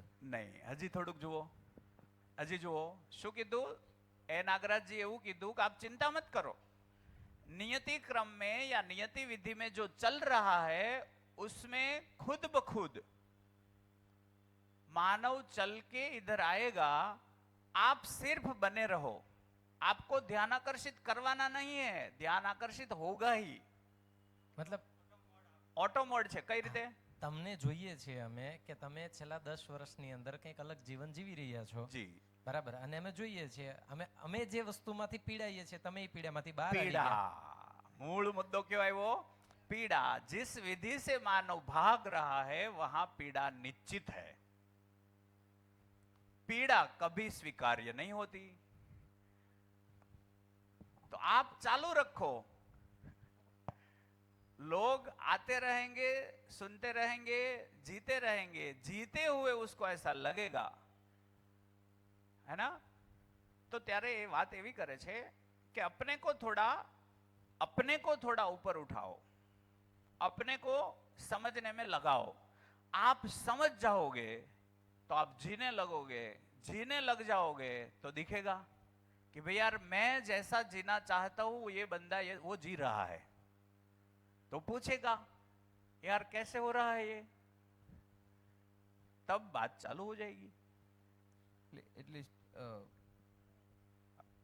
કોઈને ઇન્ફોર્મેશન તો આપીએ ને આપણે કે જાય જ છે. હા, એટલે બીજો એક સવાલ કાલે મેં લીધો તો ફરીથી લઈ લઉં. એક વ્યક્તિએ એવું કીધું, એટલે આ છે મારો ને, કહેવાનો હા, મતલબ એવો હતો કે આ બધું સમજાવવાની બાબતથી નહીં, નહીં જીવવાની બાબત. હા જીવવા બાબતથી, કે ભાઈ તમે અહીંયા શિબિરમાં આવો, કે એટલીસ્ટ એ રિક્વેસ્ટ તો જાય ને. હા, એ ક્યારે તમે કહેશો? કોઈ એમ કહેશે કે હાલો આ ઝંઝટ છે, હમ, જિંદગી જહન્નુમ બનીને રહી ગઈ છે, હમ, પત્ની મારું માનતી નથી, માં મારું માનતી નથી, કેટલું કમાણા આપણે, આટલું કમાઈને આ જ કરવાનું હતું, તો તમે કહેશો કે જીવન વિદ્યા જોઈ લે એકવાર. એ જ કહેશો ને, તમને જ્યાંથી સોલ્યુશન મળ્યા છે એ જ કહેશો કે નહીં સોલ્યુશન મળે ત્યાં મોકલશો? તો ઓટોમેટિક છે આ ક્રિયા. જડ પરમાણુમાં આને સમજીએ તો આમાં સમજાઈ જશે. જડ પરમાણુમાં શું હોય? હું અહીંયા ગેસ ચાલુ કરું તો એ ગેસની તાપમાન પહેલા કયા પરમાણુને મળશે? નજીકના હવાના પરમાણુ હશે એ તાપમાન લેશે. એ શું કરશે? તાપમાન બીજાને આપશે, એ તાપમાન બીજાને આપશે, એ તાપમાન બીજાને આપશે. જડમાં આ જ સ્થિતિ છે. હું એક ગ્લાસની અંદર એક કાપડનું, કોટન કાપડનો લીરો છે, એનો એક છેડો પલાળું અને પછી આમને બાંધી દઉં, શું થશે? એક પાણીનો બુંદ જે છે એ નીચેના છેડાને ભીજવશે. ઈ ભેજ આગળનાને આપશે, ઈ ભેજ આગળનાને આપશે, ઈ ભેજ આગળનાને આપશે. આ ક્રમ છે. જડમાં સમજાય એટલે ચૈતન્ય સમજાવવાનું ચાલુ થાય. ચૈતન્યને સમજવાની ક્રિયાવિધિ જ જડ છે. તો જડ માયા નથી, જડ પગથિયું છે. આ માયા નથી. એટલે જે એ નાગરાજજીને બાળપણમાં સવાલ થયો તો કે આ બ્રહ્મ સત્ય જગત મિથ્યા. મિથ્યા એટલે માયા. આવું કેવી રીતે હોઈ શકે? એટલે એને નવું સૂત્ર આપ્યું, બ્રહ્મ સત્ય જગત શાશ્વત. એ નિરંતર છે જ. બ્રહ્મ નિત્ય છે, જગત નિરંતર છે. નિત્ય ને નિરંતરનો ભેદ આપણે પારખશું આગળ જતા. અને બ્રહ્મ સત્ય જગત શાશ્વત એટલે બ્રહ્મ સત્ય છે, બ્રહ્મ નિત્ય છે. એ છે અને છે જ. અને જડ ચૈતન્ય પ્રકૃતિ છે એ નિરંતર છે. એ નિરંતર છે. માઈક. જગતગુરુનો જે કહેવાનો આશય છે ને, હું જ્યાં સુધી સમજુ છું ત્યાં સુધી, મિથ્યાનો અર્થ છે પરિવર્તનશીલ. જગત છે તે પરિવર્તનશીલ છે, અને પરિવર્તનશીલ છે તેને આપણે શાશ્વત ન માની શકીએ. એટલા માટે કે જે આજે છે તેવું કાલે નહીં હોય. જ્યારે સત્ય, જે જીવન સત્ય છે, ઈશ્વર સત્ય છે, તે આજે છે એવો કાલે પણ છે, આવતીકાલે અને ગઈકાલે પણ તેવો જ હતો. પણ જગત એટલે કે ભૌતિક જે જગત છે તે જગતમાં બદલ થયા જ કરવાનો છે. હા, બદલ થયા કરવાનું છે. સર્જન વિસર્જન એમાં રહેવાનું જ હા, છે. તો એ અર્થમાં જગતગુરુનું કહેવાનું છે કે જગત મિથ્યા છે. મિથ્યા એટલે ખોટું છે એમ નહીં. પણ આપણે તો શું સમજ્યા? આપણે ખોટું ખોટું સમજ્યા છીએ, આપણે ખોટું. એટલે એવું થવા માંડ્યું કે આ માયા છે, હાડું એના વગર પાછું એમનું હાલતું કહેવાનું નથી. બરાબર હતું. કહેવાનું જે હશે ઈ, પણ આપણા સુધી જે પહોંચ્યું એ કેવું પહોંચ્યું? માયા છે. આ છોડો, છોડી શકાય એવું નથી. શ્વાસ લેવાનું છોડો, નહીં છોડી શકાય. ખાવાનું છોડો, નહીં છોડી શકાય. પાણી છોડો, નહીં છોડી શકાય. આનો મતલબ શું થયો? બીજું કે મિથ્યાનો મતલબ આ શરીર ખોટું છે એવું સમજી બેઠા. શરીર એ નિરંતર છે કે નહીં? આ શરીર નથી તો હવે આ ધરતી ઉપર શરીર નથી એવું છે? નહીં, શરીર તો છે જ. 2.5 લાખ વર્ષથી માનવ શરીર સતત છે, અને આ યાત્રા રહેવાની જ છે કે નથી રહેવાની? કોઈ ન્યુક્લિયર બોમ્બ નહીં અખતરો કરે તો આ યાત્રા નિરંતર રહેશે. હા, તોય પાછું સર્જાશે. આ બીજા 300-350 કરોડ વર્ષ પાછા લાગશે, પણ હશે જ બધું. બસ રહેશે જ, કશું જ ખતમ થાય નહીં. એટલે ભારતીય ઋષિમુનિઓએ લગભગ, મને જ્યાં સુધી સમજ છે, મેં આખા વેદ વાંચ્યા નથી, ક્યારેય વાંચ્યા નથી. વેદ નથી વાંચ્યા, નથી પુરાણ વાંચ્યા, પણ ઘણા કહે છે એ પ્રમાણે આખા વેદમાં હિન્દુ એવો કોઈ ધર્મનો શબ્દ છે જ નહીં. સનાતન શબ્દ છે. સનાતન શબ્દ છે. સનાતનનો અર્થ એવો થાય જે હતું, છે અને રહેશે એવું કંઈક છે, એ તત્વની વાત છે. એ જ હે. આગળ હાલીએ તો લાભોન્માદનો મતલબ લાભ માટે ઉન્માદ. ઉન્માદ કોને કહેવાય? સહજ સ્થિતિ હોય કે ગાંડો થયો હોય? ગાંડો થયો હોય. કામ માટે ઉન્માદ. ઉન્માદ શબ્દ છે. કામોન્માદ, કામ માટે ઉન્માદ, ગાંડો થઈ જાય, પછી કોઈ પણ હદે જઈ શકે. એટલે જ જુઓ, લગભગ વિશ્વની અંદર 15% કેસ એવા છે, 15% કેસ એવા છે કે નાની બાળકીઓ અને દીકરીઓ ઘરમાં જ શોષણ પામે છે.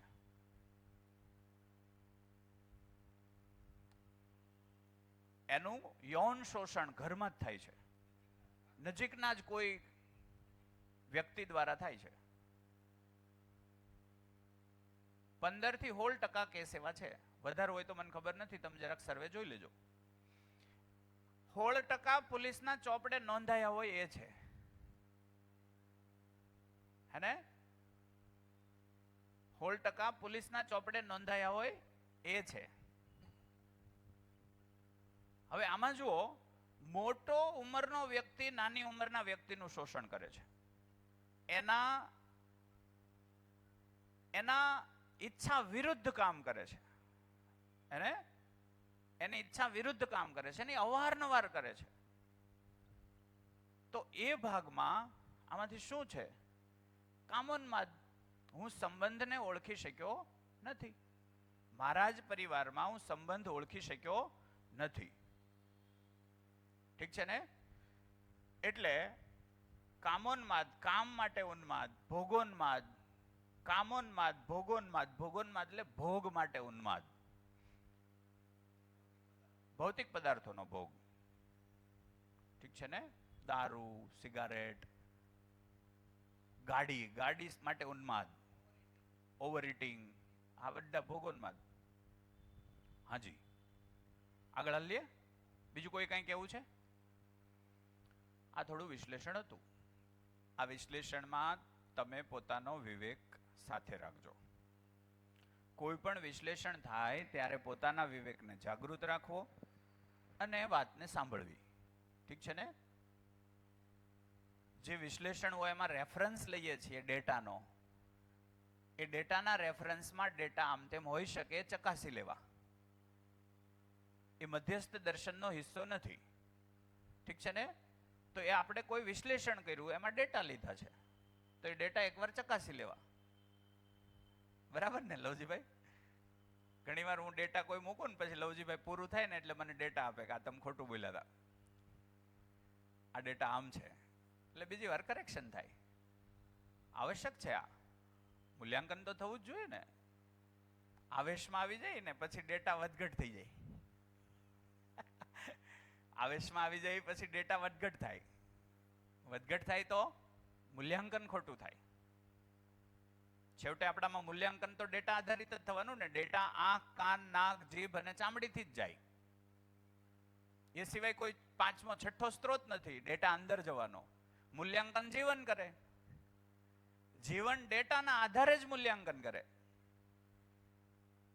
બાપા ડેટા આપે કે મેં આટલા કરોડ કમાણો, આ રીતે છે એટલે અમે સુખી છીએ. છોકરો સુખની વ્યાખ્યા શોધતો હોય કે બાપાને ને બાને જામતું તો નથી તો સુખી હે ના, એ ડેટા લઈને મૂલ્યાંકન કરે કે આને સુખ કહેવાય.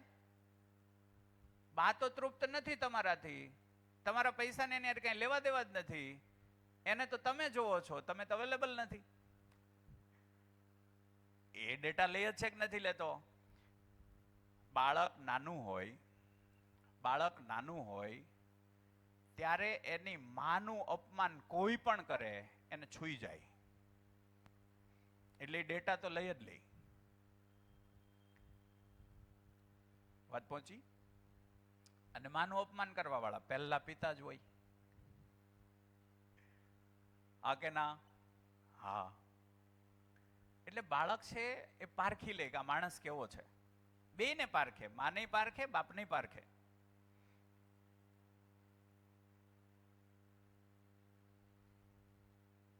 ઠીક છે ને? મૂલ્યાંકન વગરનો માણસ નથી. ક્ષણ ક્ષણ ડેટા જાય, એક ડેટાનું મૂલ્યાંકન થાય અને થાય જ. એને તમારી અંદર ચેક કરો. એવા ઉદાહરણ લો, તમે આમ નજર ફેરવો અને જે પંખા ઉપર ધ્યાન જશે એનું મૂલ્યાંકન થશે.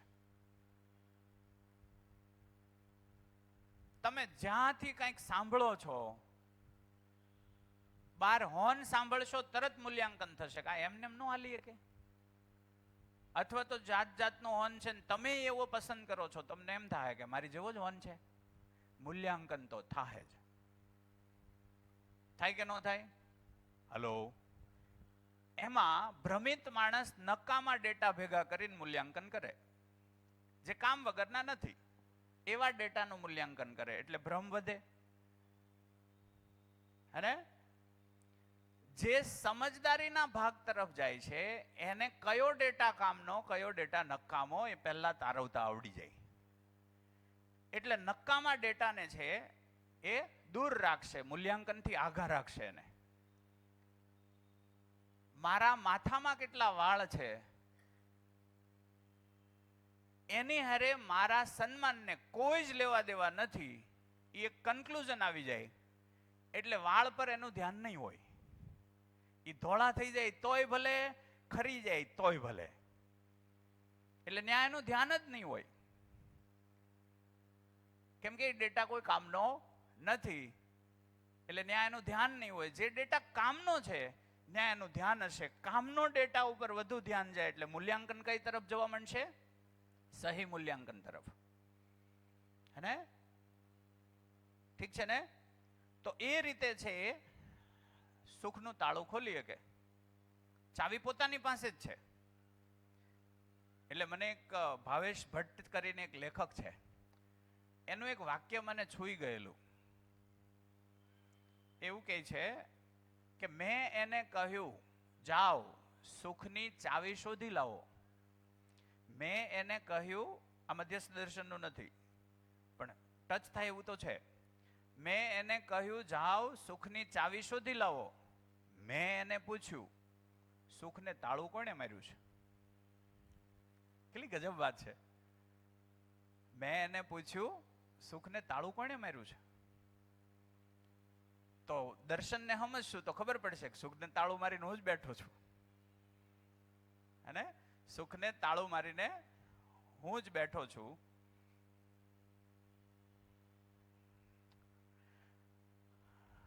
હા, કોઈ કંઈ કેવું છે? કયું બોર્ડ સાફ કરશું? આ તો રાખીએ, આ ડગલે ને પગલે કામમાં આવે છે. તો કાલે શું વાત થઈ હતી એનું આખું પ્રસ્તુતિ કોણ આપી દેશે? કાલની વાતની આખી પ્રસ્તુતિ.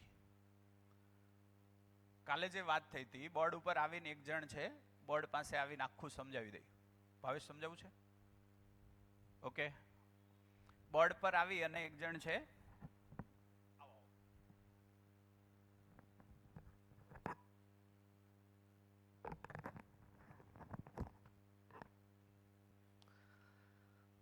જે મને સમજમાં આવ્યું છે એ રીતે હું વાત કરું છું.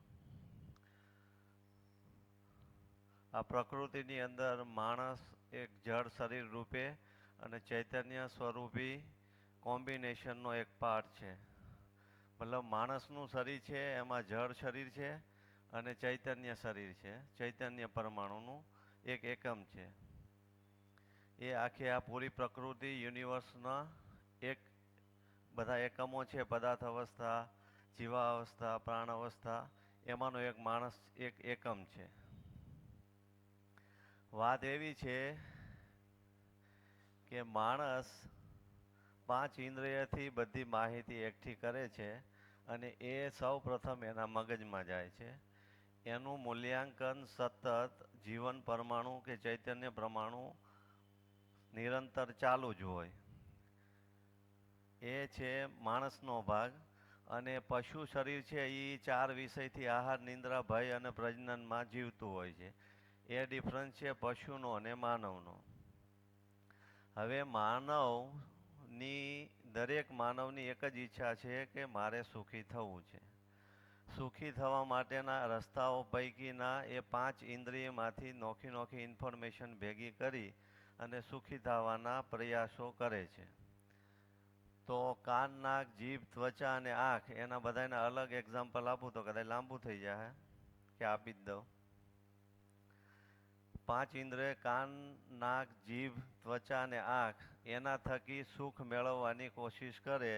સપોઝ કે કાનથી સારું સાંભળીને સુખ મેળવવાની કોશિશ કરે, પછી એમાં એને કંટાળો મળે આવવા.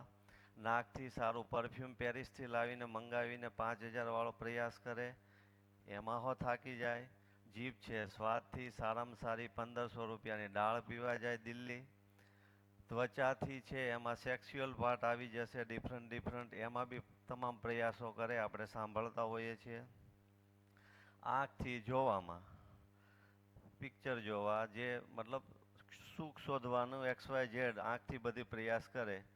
તમામ પ્રયાસોને અંતે એને એવું લાગવા મળે કે આમાં સુખ છે 100%, ઇન્દ્રિયો સારી જ છે, પણ એની નિરંતરતા નથી. સુખ તો વયું ગયું, 1500ની વાટકી દાળ ખાઈ લીધી, પણ પૈસા બીજા 5 લાવીને ખાધી હોય તો તકલીફ થાય. અથવા પછી એને અહેસાસ થાય કે ભાઈ આવી દાળ ઘરે જ મળે છે, એટલે એ ટેમ્પરરી સુખ છે. તો એ 5 ઇન્દ્રિયમાંથી સુખ એને મળ્યું, પણ પછી એને એવો અહેસાસ થયો કે આ સુખ નિરંતર નથી, અઢળક નથી, ક્ષણિક છે. એટલે એને ખ્યાલ આવી ગયો કે ભાઈ આ ઇન્દ્રિયો કામની છે, નકામી નથી, પણ આનાથી સુખ મળે છે એ નિરંતરેય નથી અને અઢળકેય નથી.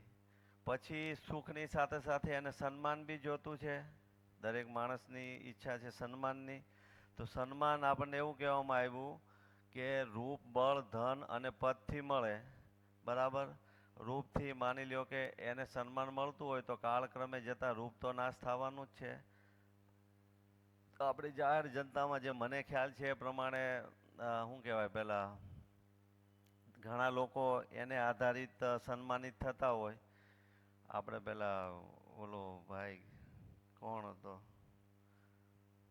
માઇકલ જેક્સને એટલી બધી સર્જરી કરાવેલી અને એની એવી ઈચ્છા હતી કે હું સુંદર દેખાવો જોઈએ અને હું અમર છું. એટલે ડિફરન્ટ સર્જરી કરાવીને પછી એને એવી માનસિક અવસ્થા આવી ગઈ કે પ્રોપોફોલ નામનું એક ઇન્જેક્શન આવે છે, જે અમે જનરલ મેડિસિન મતલબ જનરલ સર્જરીમાં જનરલ એનેસ્થેસિયા આપવા માટે કરીએ. દૂધ જેવું આવે, એ તમે ઇન્જેક્શન આપો એટલે માણસ બેભાન થઈ જાય, યુફોરિયામાં જતો રહે, એને મજા આવે. એ પ્રોપોફોલ લેતો હતો, મારી પાસે જે નોલેજ છે એ પ્રમાણે. પણ એનું જે મરવાનું કારણ છે એ પ્રોપોફોલનો ઓવરડોઝ થઈ ગયો હતો. એવી રીતે આખી પૃથ્વી ઉપરની સૌથી સુંદર સ્ત્રી હતી મેરિલિન મનરો. એને બી એડિક્શન થઈ ગઈ હતી ફિનાર્ગન ટેબ્લેટની. એ ફિનાર્ગન ટેબ્લેટ લઈને તો જ એને નીંદર આવે. એનું બી એક મોત છે, મિસ્ટ્રી જ છે. એટલે રૂપ છે એ નિરંતર નથી. રૂપથી નિરંતર, જો રૂપ નિરંતર રહેતું હોય તો તમને નિરંતર સન્માન મળે, પણ એમાં બી નિષ્ફળ ગયો. પછી બળ બી કાયમ જતું રહેવાનું છે, રહેવાનું જ નથી કાળક્રમે. ધન છે તો ધનથી તમને સન્માન મળશે, પણ એ સન્માન કમ્પેરેટિવ હશે. તમારું માથું ફાડે એવો બીજો માણસ આવશે એટલે થાય કે ભાઈ આપણી ગાદી ગઈ, આ તો આપણી કરતાં આગળ છે. એટલે ધનની બી પેલું નહીં થાય. અને પદનું તમે મુખ્યમંત્રીનું બધું કાલે કીધેલું, પદથી એકવાર આમ પાવર તો આવે કે ભાઈ નહીં આઈ એમ સમથિંગ, પણ આગળ જતાં પછી તમારે પેલો કહે ને અહેસાસ, અભાવનો અહેસાસ મળે થવા. બીજી ગાડી મોટી લાવે એટલે આપણને એમ થાય કે હાલો આપણું પદ છે પણ હવે કાંઈ આમાં બહુ દમ નથી. એટલે તમામ લેવલે નિરંતર સુખ અને સન્માન મેળવવા માટે અઢળક, અને એની 2 કન્ડિશન છે, નિરંતર અને અઢળક હોવું જોઈએ. એને એવું લાગે કે ભાઈ આ હારું આવું આમાં કાંઈ નથી, એટલે એ ત્યાંથી પડે પાછો. એટલે સાહેબે અહીંયા લખ્યું છે કે નિષ્ફળ. આમાં નિરંતર ન થયું, આમાં સ્થાયી ન થયું. સ્થાયી સન્માન ન મળ્યું, નિરંતર અને અઢળક સુખ ન મળ્યું. એટલે બંને ક્ષણિક હતા. એટલે ત્યાં માણસ ફેલ થઈ ગયો. એ ફેલ થઈ ગયો એટલે આ 3 પરિસ્થિતિ ઉત્પન્ન થઈ: ભૂતકાળની પીડા, વર્તમાનનો વિરોધ અને ભવિષ્યની ચિંતા. હવે વાસ્તુ એવી છે કે સુખી તો થાવું કેમ, કાયમિક સુખી રહેવું કેમ, નિરંતર સુખી રહેવું કેમ? તો સાહેબે એવું કીધું કે પહેલા તો સુખની વ્યાખ્યા સમજવી પડે કે સુખ ગણવું કોને, તો પછી ઓપ્શન આવે કે ભાઈ કાયમિક નિરંતર અને અઢળક મળે ક્યાંથી. તો એવી વાત થઈ કે કોઈ પણ વસ્તુ હોય, સાહેબે એવું કીધું કે જે ચૈતન્ય પરમાણુ છે, જીવન પરમાણુ છે, એની અંદર એક પ્રક્રિયા એવી છે કે જે નિરંતર ચાલુ ચાલુ ને ચાલુ જ રહે છે, કોઈ પણ એ 1 સેકન્ડના કરોડમાં ભાગમાં અટકતી નથી. તો એવી ક્રિયા કઈ? તો કે ભાવ અને વિચાર વસ્તુ એવી છે કે એ ચૈતન્ય પરમાણુમાં નિરંતર ચાલુ રહે છે. તો એની ઉપરથી વિશ્લેષણ થયું કે ભાઈ ભાવ એટલે શું? ભાવ એટલે પેલા હું બી એવું માનતો કે આપને કોકના પ્રત્યે પ્રેમ હોય અને ભાવ કહેવાય, પણ એવું વસ્તુ નથી. ભાવ એટલે ભાવની સ્વીકૃતિ. તો ભવ એટલે શું? ભવ એટલે આખી પૃથ્વી યુનિવર્સની અંદર એક્ઝિસ્ટન્સમાં જે પણ વસ્તુ છે એક્સ વાય ઝેડ, એની અંદર આપણે આપણા લેવલે વાત કરીએ તો આપણું કુટુંબ છે, છોકરા છે, મમ્મી પપ્પા છે, ખાસ તો એના લેવલે જ વાત કરવાની છે.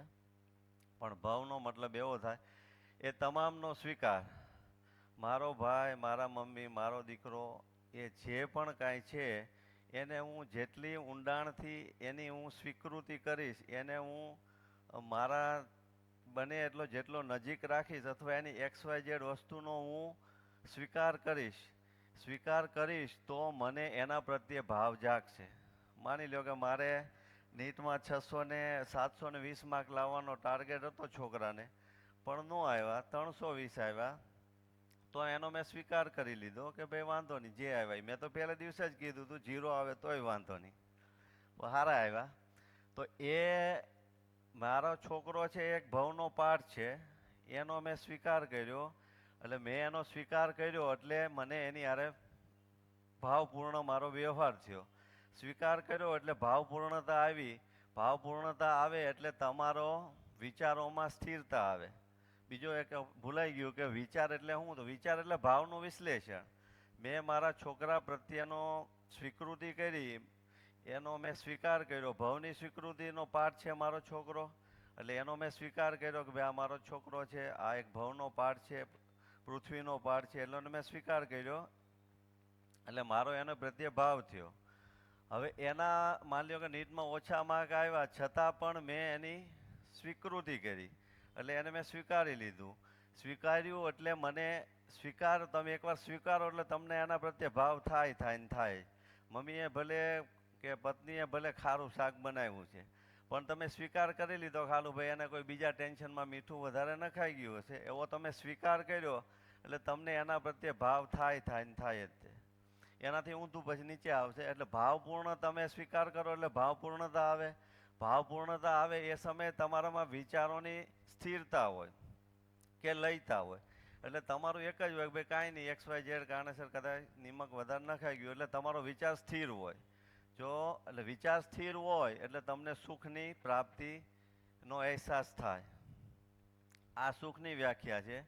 તો પછી એવો વિચાર આવ્યો કે એવું થયું કે ભાઈ સ્વીકૃતિ કોની કરવી? જે હોય એ બધું સ્વીકાર જ કરો. સામે ચાકુ લઈને આવે તો કેવું મારી દેલા ભાઈ, સ્વીકાર કોનો કરવો? તો સ્વીકાર આપણે વ્યવસ્થાનો કરવો છે. એનો સ્વીકાર કરવાનો છે કે એ નિયમ પૂર્ણ પ્રકૃતિમાં એનું પ્રમાણ હોવું જોઈએ. વ્યવસ્થાનો સ્વીકાર એટલે પ્રકૃતિમાં એ નિયમ કોઈને કોઈ જગ્યાએ હોય તો જ સ્વીકાર કરવાનો. ચાકુ લઈને કોઈક આવે તો સ્વીકાર નહીં કરવાનો, ખસી જવાનું. એટલે વ્યવસ્થાનો સ્વીકાર. વ્યવસ્થાનો મતલબ એવો થયો કે પ્રકૃતિની અંદર એ વ્યવસ્થા હોવી જોઈએ. એનું પ્રમાણ મળે, લોજિકલ મળે, સ્વનિરીક્ષણ, પરીક્ષણ અને સર્વેક્ષણમાં તમને શાંતિ થાય તો તમારે એનો સ્વીકાર કરવાનો. તો પછી ત્યાંથી એ સીડી છે સુખની, એનાથી ઊંધું છે અસ્વીકૃતિ કરો. તો એ તો પેલું સબ્જીનું તમે કાલે કીધું હતું કે ભાઈ અસ્વીકૃતિ કેમ મીઠું વધારે નાખી દીધું, એટલે પછી થાય ઝઘડો થાય એટલે અસ્વીકૃતિથી એટલે અભાવ થયો એટલે વિચારોનું તો વંટોળ હોય જ તે. બીજું ગામનું હોય, કોકને દેવાના હોય, એ બધું ભેગું થાય અને દુઃખ. એટલે આ 3 લેવલે જે સાહેબે વાત કરી હતી ને કે ભાઈ આ જે વસ્તુ જે અહીંયા સુધીનું છે ને એ જળ શરીર સાથે જોડાયેલું છે, પંચમહાભૂત સાથે. એટલે આને સંવેદનહીનતા કહેવાય. આના અંદર કોઈ ચૈતન્ય નામની વસ્તુ નથી. એટલે આ જે પણ કાંઈ રિએક્શન કરશે, રિફ્લેક્ટ કરશે, તમને એનું રિએક્શન આપશે, એ જડ લેવલે આપશે. એટલે એને આ ભાષામાં મતલબ મધ્ય દર્શનની ભાષામાં સંવેદનહીનતા કીધી છે. શરીરને નુકસાન કરશે, કારણ કે એ XYZ ઇન્દ્રિયોથી અતિરેક કરશે એટલે એ એનું કરશે ને ગામનું કરશે. એટલે આ સંવેદનહીનતાનો પાઠ છે. અને જે મેં પહેલી ઉપરની વાત કરી, આ સ્વીકૃતિ, એ છે સંજ્ઞાનશીલતા છે. અને વચ્ચે એક સંવેદનશીલતા નામનું વચ્ચેનો પાઠ એવો આવે છે કે એની અંદર માણસ પોતાના તન મન ધનથી પોતાના શરીરને નુકસાન નથી કરતો અને ગામનો બને ત્યાં સુધી ફાયદો થાય એવો એનો પ્રયાસ હોય છે. પછી પ્રયાસમાં સેવાન નામે જો મેવા થાય તો એ હેઠે આવશે અને જો રિયલ હશે તો એ ઉપર જશે. અને સૌથી અગત્યની વાત કે આ સંજ્ઞાનશીલતામાં જતા પહેલા આ સંવેદનશીલતાનો જે પાઠ છે એની અંદર આમ આશા વિચારને ઈચ્છા જે છે એ કલ્પના શક્તિથી એ તો અવિરત ચાલુ જ હોય. પણ જો તમારામાં આ વસ્તુ જે છે એ જો સતત ચાલુ તમે પ્રયાસ કરતા હો તો પોસિબિલિટી શક્યતાઓ એવી છે કે બુદ્ધિનો દરવાજો ખખડાવે અને તમારે જે આગળ વાત કરી એ પ્રમાણે હાડાચાર ક્રિયામાંથી કદાચ આગળ જવાનો રસ્તો ખુલે. એ રીતની વાત છે. અને મારે એક વાત સૌથી અગત્યની એ ભૂલાઈ ગઈ છે કે જે આ જળ પદાર્થમાં જે જળ અવસ્થા છે ને એને જિંદા રહીને એવું કહેવામાં આવે છે કે જનરલી આપણે આવું બધા કરતા હોઈએ.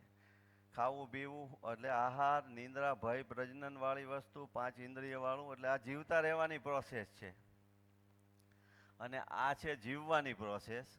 અને જીવન પરમાણુની અંદર સતત ભાવ અને વિચાર ચાલતા હોય, જીવન પરમાણુની અંદર સતત નિરીક્ષણ ચાલતું હોય, જીવન પરમાણુની અંદર સતત સાચું ખોટું શું છે એ ચાલતું હોય, જીવન પરમાણુની અંદર સતત શું કહેવાય આવડી મૂલ્યાંકન ચાલતું હોય, જીવન પરમાણુની અંદર સતત એકદમ આપણે કહીએ ને હૂતા હોય તો એ નથી હૂતું, 24 કલાક મતલબ એ સતત ઓબ્ઝર્વેશન કરતું હોય કે આ જળ શરીર આનું છે એ મારા ટાર્ગેટ મારા પર્પઝ પ્રમાણે જાય છે કે નથી જતું. એટલે એ જે મૂલ્યાંકન કરે છે એ આ લેવલે જે મૂલ્યાંકન છે ને એ રૂપ ક્યાં ગયું, રૂપ અને ગુણના આધારે આ મૂલ્યાંકન છે. વસ્તુ શું છે એ એટલું મૂલ્યાંકન થાય છે જળ લેવલે. આ જો દરવાજો ખુલે ને તો એ સ્વભાવ અને ધર્મ એ શું કામ છે એને આધારે મૂલ્યાંકન થાય. અને એ મૂલ્યાંકન થાય તો પછી આ હાડાચાર ક્રિયાની ઉપરની ક્રિયા ચાલુ થાય. એને સંજ્ઞાનશીલતા કહેવામાં આવે, જાગૃતિ તરફ જવાનું પ્રયાણ કહેવામાં આવે. એ રીતની વાત છે. અને માનવ લક્ષ્ય, જીવન લક્ષ્ય અને શરીર લક્ષ્ય 3 પ્રકારના લક્ષ્ય કહેવામાં આવ્યા છે. તો જો માનવ લક્ષ્ય છે, શરીર લક્ષ્ય છે અને જીવન લક્ષ્ય. હવે શરીર લક્ષ્ય તો રોટી કપડાં મકાન છે, બધાને ખબર છે, અને પૈસા, કારકિર્દી. જીવન લક્ષ્ય જે છે એ જીવન પરમાણુ ચૈતન્ય પરમાણુને અનુસંધાનમાં કહેવામાં આવ્યું છે. હું એટલે મારી ભાષામાં વાત કરું છું કે અહીંયા ઘણા કદાચ બેઠા હો એ તમારું ટ્રાન્સલેશન એકદમ સરળ છે પણ શબ્દની મારામારી આમાં એવી છે. હિન્દીમાં તો મેં વાંચ્યું, મેં કીધા એક લીટી વાંચવા માટે 3 દીજો હે. હવે એટલા અઘરા શબ્દ હોય એનું એ ડિક્શનરી અમે ભણતા ત્યારે અમને મેડમે કીધું હતું એક ગુજરાતી અંગ્રેજી ડિક્શનરી લેજો, એક અંગ્રેજી ગુજરાતી લેજો અને એક મેડિકલ ડિક્શનરી લેજો. કારણ કે હું પ્યોર ગુજરાતી 1 થી 12 ભણેલો, ડાયરેક્ટ મેડિકલ સાયન્સમાં ગયા એટલે ટપ્પો પડે નહીં. 3 ડિક્શનરી રાખવાની, ત્યારે 10 સુજે. એટલે આ જે 14 પુસ્તક હતા એમાં મને અશોકભાઈ કીધું 1-2 તું કવિ લે ત્યારે તારે 2 વર્ષ વયા જાય. એટલે આમાં શબ્દની જે પેલી જે છે ને એ બહુ ગહનતા છે. એટલે હું એટલા માટે થોડો દેશી ભાષામાં બોલું છું કે શબ્દ ઘણી વખત તમને જો સમજાઈ જાય તો જ યાદ રહે, ગોખેલું યાદ નહીં રહે.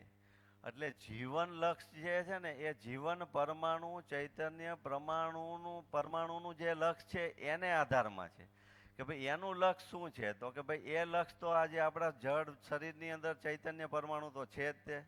એનું લક્ષ્ય એક જ છે કે મારે પૂર્ણ થવું છે. એનો પર્પઝ એક જ છે કે મારે પૂર્ણતા પામવી છે.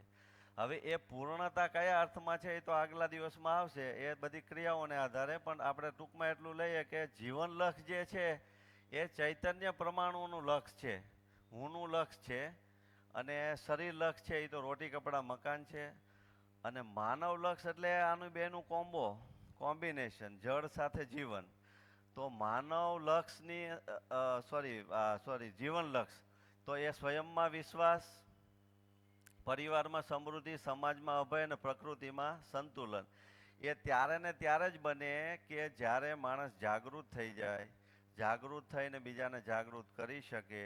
જાગૃત ના કરી શકે તો બીજાથી પ્રભાવિત ના થાય, બીજાની ગાડી કે સાડી જોઈને પોતે દુઃખી ન થાય, એવી કક્ષામાં આવે તો એ થોડા લેવલે સ્વયંમાં વિશ્વાસ આવે. સ્વયંમાં વિશ્વાસ આવે તો પરિવારમાં સમૃદ્ધિ. તો સાહેબે કાલે ઓલું કીધું, સમૃદ્ધિ માટે એટલું લાંબુ કરવું પડ્યું સમૃદ્ધિની વ્યાખ્યા મેળવવા. ઓલા 3 એક્ઝામ્પલ જે આપ્યા ને, કીધું ને સમૃદ્ધ કોને કહેવું, તો સમૃદ્ધ શબ્દ તો બહુ વિશાળ છે. એટલે સમૃદ્ધિની વ્યાખ્યા માટે કાલે સાહેબે વસ્તુનો અભાવનો અહેસાસ, એ ગરીબ અમીર ને સમૃદ્ધ, ત્યારે આપણને સમજાણું કે ભાઈ સમૃદ્ધ કોને કહેવું. એટલે આ પરિવારમાં સમૃદ્ધિ છે એ ન્યા લાવવાની છે. એનો મતલબ એ થતો હતો કે સાધનો, વસ્તુનો અભાવ નથી અને અભાવનો અહેસાસ નથી, એનું નામ સમૃદ્ધિ. એટલે પરિવારમાં સમૃદ્ધિ આવે તો સમાજમાં, સોસાયટીમાં, ગામમાં બધે આવે, અને પ્રકૃતિમાં સંતુલન આવે. એટલે એ થઈ ગયો જીવન લક્ષ. જે મને સમજાણું છે એ મેં મારી ભાષામાં કીધું છે. આમાં કઈ ભૂલ હોય તો હું માફી માંગુ છું. પણ મધ્યસ્થ દર્શનમાં જે કહેવામાં આવ્યું છે, મેં થોડાક પુસ્તકો વાંચવાનો પ્રયાસ કર્યો. એની અંદર એટલી ગહનતા ને એટલા એક શબ્દના આટલા વિસ્તારથી સમજવા પડે એવા છે કે જ્યાં તો હું તો હજી માનતો નથી. એટલે મધ્યસ્થ દર્શનમાં જે કાંઈ કીધું છે એ 100% સાચું જ છે. મેં એનું જે ટ્રાન્સલેશન ગુજરાતી ભાષામાં કરવાનો વિનમ્ર પ્રયાસ કર્યો, એમાં મારી ભૂલ હોઈ શકે, આમાં ભૂલ નથી, મને નથી લાગતી આજ દિન સુધી. કારણ કે હું આ વર્ષોથી શોધું છું કે ભાઈ ઈશ્વર શું છે ને આ છે ને તે છે ને મારી ક્યુરિયોસિટી બહુ ડેન્જર છે. એટલે એના આધારે જ હું અહીંયા આવ્યો હતો, ડૉક્ટર અશોકભાઈ પટેલને એના હસ્તક. પણ આમાં આમ કાંઈ એમ લાગે છે કે અમે, કારણ કે ઘણી જગ્યાએ અમે સત્સંગમાં જતા હોઈએ કે આ છે બીચ છે, રામાપીરની બીચ છે, XYZ ધર્મની સભા ને આવું ને તેવું ને એવું બધું થતું હોય. એના અંદર લોકો વાતો કરતા હોય કે ભાઈ સ્થૂળ શરીર ને સૂક્ષ્મ શરીર ને, પણ પછી એના અંદર મંત્ર ને મહામંત્ર ને આ દીક્ષા લીધી ને આ દીક્ષા લીધી ને એના અંદર એવું બધું આવે કે ભાઈ તમારી પાસે અમુક લિમિટથી બારું તમે બોલી ના શકો. માની લો કે મારી કોઈ ક્વોલિટી કે મારી ડિગ્રી એટલી બધી થઈ જાય તો પછી હું એ કક્ષા સિવાયના માણસને બોલી ન શકું. એટલે આપણે એને ક્યારેક પૂછીએ દાખલી કે મેં તમે તેથી નહોતું કીધું 52 બારો એટલે શું એમ, એવું આપણે પૂછીએ તો એ લોકો જવાબ ન આપે. એ કે ભાઈ તમારે એના માટે પહેલાં આટલા સ્ટેપ પાસ કરવા પડે. તમે એ કક્ષાએ પહોંચો, અમારી જે સંસ્થા કે ધર્મ આશ્રય કે મંદિરમાં આવો છો એના જે મેન પહેલાં મહંત હોય એની નીચે તમે એટલા સ્ટેપ પસાર કરો, એટલા તમે મંત્રો પાસ થયા પછી તમારી પાસે એક પ્રમાણિકતા આવે, પછી અમે તમારી સાથે ડિસ્કસ કરી શકીએ. એ પહેલાં તો અમે તમને કેમ આન્સર આપી શકીએ, બે પાડી દો બીજી ભાત, કે એ તમને ન સમજાવાય. તો અહીંયા વસ્તુ એવી છે કે તમને જવાબ મળે, લોજિકલી મળે, વૈજ્ઞાનિક રીતે મળે, IAS અધિકારીને મળે અને ભિખારીને મળે, એવું છે. એટલે પ્લેટફોર્મ સરસ છે. Thank you. અને જનકભાઈનો ખાસ એટલા માટે આભાર માનું છું કે આ બધું હું એટલે ઊભું થવાનું મેન કારણ એક જ હતું કે હું ડૉક્ટર છું, બોલી શકું એવો વાંધો નથી, પણ મારે ઊભું થવાનો એક જ આશય હતો. એ તમને કહી દઉં કે આ દોવાની દોણામાં જ જાય છે, હેઠું નથી જાતું. એ કહેવા હાટું જ હું અહીંયા આવ્યો છું.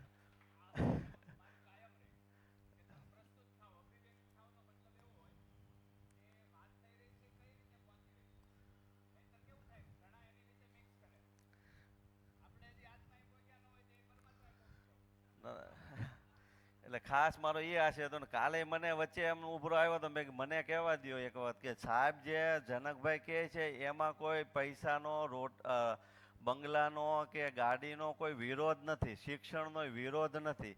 એમાં અધૂરપ છે એ આપણે શોધવાની છે અને આપણે માવતર તરીકે કે ફેમિલી મેમ્બર તરીકે એને પૂર્ણ કરવાની છે. એમાં મેં વચ્ચે મારે બોલવાનું, મેં કીધું કદાચ આમાં કાંઈ રોંગ મને એવું મળ્યું લાગવા, એટલે મેં વચ્ચે મેં કીધું મને જે ઉભરો આવ્યો બોલવા દો. એટલે કોઈ આમાં બંગલો ન બનાવો કે તમારે પડદા ન લાવવા એનું નથી, પણ એની સામે તમારી ઓકાત હોવી જોઈએ. એ રીતે તમે કરો. અને ખાસ કરીને શિક્ષણમાં અધૂરપ 101% જ છે. કાલે ઓલો ભાઈ એક પૂછતો હતો કે ભાઈ હું છોકરાને મૂકું કે ન મૂકું, હું વિચારું છું. વાંધો નહીં, સારું છે, પણ તમારામાં વિલાસબેન ને જનકભાઈ જેવી લાયકાત હોય, પાત્રતા હોય, યોગ્યતા હોય તો જ છોકરાને નહીં મોકલતા, નકર ગુંડો થાય. એને કરતા નિહાળે સારું કાંઈક થાય. પેલી યોગ્યતા તમારામાં પાત્રતા હોય તો તમે કરો, વેલ એન્ડ ગુડ, મને કઈ વાંધો નથી. એટલે શિક્ષણનો 100% વિરોધ સાહેબે શું કીધું, અધૂરપ છે. એટલે એની વાત, એટલે મને કીધું મને કે બોલવા જ દે, આમાં કોઈ ઊંધું નથી જાતું ને, દોણા હેઠું નથી જાતું ને. એટલે અહીંયા હું આવ્યો ને એ મારું આ ડોણા વાળું ટાર્ગેટ હતો. મેં કીધું બાકી મને જે સમજાય એ તો વાત અલગ છે, બધા પોતપોતાની રીતે સમજતા છે. એટલે મેં કદાચ શબ્દની પરિભાષા પ્રમાણે થોડુંક હું તમારું જે સ્ટાન્ડર્ડ છે એ તો અત્યંત ઊંચું છે અને એકદમ સટીક છે, પણ મેં કીધું એનાથી થોડુંક નીચે આવીને મારે થોડીક અભિવ્યક્તિ કરવી છે. એટલે તમને બી દોણાવાળું થઈ જાય અને મને ઉભરો મટી જાય. કેમ કાઢવાનું? આ પહેરતા ને કાઢતા ઝડપથી શીખી જાવ, કેમ કે ઉપયોગિતા આ રીતે જ થશે ને. હું સમજો તો હું કોઈને સમજાવું, એવું ન કહું તારાથી આ નહીં સમજાય. એવું કોઈ છે જ નહીં આ જગતમાં, ઠીક છે? એટલે ઘણીવાર લવજીભાઈ મને ટકોર કરે કે તમે અતિશોક્તિમાં ન જતા રહેતા, પૈસા જરૂરી છે. અને એ વાત સાચી જ છે, પૈસા જરૂરી છે. તો પૈસાનો અહીંથી વિરોધ નથી, હે ને? પૈસાનો કોઈ, બસ એક જ વાત છે કે એક પરિવાર એની આવશ્યકતાઓને સેટ કરી શકે, એટલો જ ઉદ્દેશ છે. અમારી આવશ્યકતા, ભૌતિક આવશ્યકતા આટલી છે, એ અસ્તિત્વગત રીતે જ નક્કી થશે. અસ્તિત્વગત રીતે જ અસ્તિત્વ સમજાશે એટલે મને મારી આવશ્યકતા સમજે. ત્યાં સુધી સમજાય નહીં. અસ્તિત્વની યોજના સમજાઈ જાય, કુદરતની યોજના સમજાઈ જાય એટલે તરત સમજાશે. એટલે ઘણીવાર આપણે એવું અહેસાસ કરીએ કે કુદરતથી આપણે વિખૂટા પડ્યા કે નજીક ગયા, વિખૂટા પડ્યા કે નજીક ગયા, વિખૂટા પડ્યા. એટલે આપણે ઘણીવાર એમ કે કુદરત રૂઠ્યું. કુદરત નથી રૂઠ્યું, તું તારી સાથે રૂઠેલો છો. એને તને ધક્કો માર્યો મારાથી આગો જાય એમ નહીં, મારો નિર્ણય છે. આપણે અમુક વસ્તુ છે ને, બે વસ્તુ આપણે એવી પ્રિપેર કરી નાખી કે બધો ઓળિયો ઘોળિયો એના ઉપર. એક છે નસીબ અને એક છે ભગવાનની ઈચ્છા. ભગવાનની ઈચ્છા.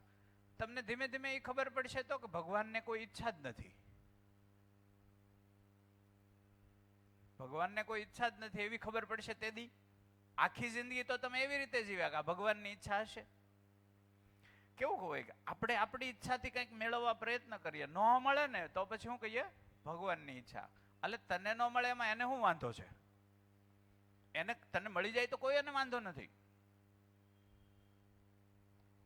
એવું જ આપણે સમય ઉપર ઢોળ્યું. મારો સમય ખરાબ ચાલે છે, અલ્યા બુધવારને ખબર છે બુધવાર છે એમ, ગુરુવારને ખબર છે ગુરુવાર છે આજે એમ. ઓળખનારો કોણ છે? હું આજના દિવસને ગુરુવાર કહું છું, હું આજના દિવસને શનિવાર કહું છું. શનિવારને નથી ખબર આજ રવિવાર છે કે શનિવાર છે. તો હું બધું ઓળખું છું, હું બધું ચાહું છું, હું બધું મેળવવા માંગુ છું, મને નથી મળતું તો હું સમય ઉપર હું કામ ઢોળું? સમયને તારી હારે હું વિરોધ હોય ભાઈ? તો સમય ઉપર ઢોળીએ. એના જગ્યાએ તમે એ વાત વિચારીએ કે મારામાં કોઈ સમજની ખામી છે એટલે હું આનાથી વંચિત છું. મારો સમય ખરાબ નથી, મારી સમજ ખોટી છે, હું નાસમજ છું. એટલે કંઈક ઘટનાઓ મારી ઈચ્છા વિરુદ્ધની ઘટિત થઈ રહી છે. આવું જ હોય કે નહીં?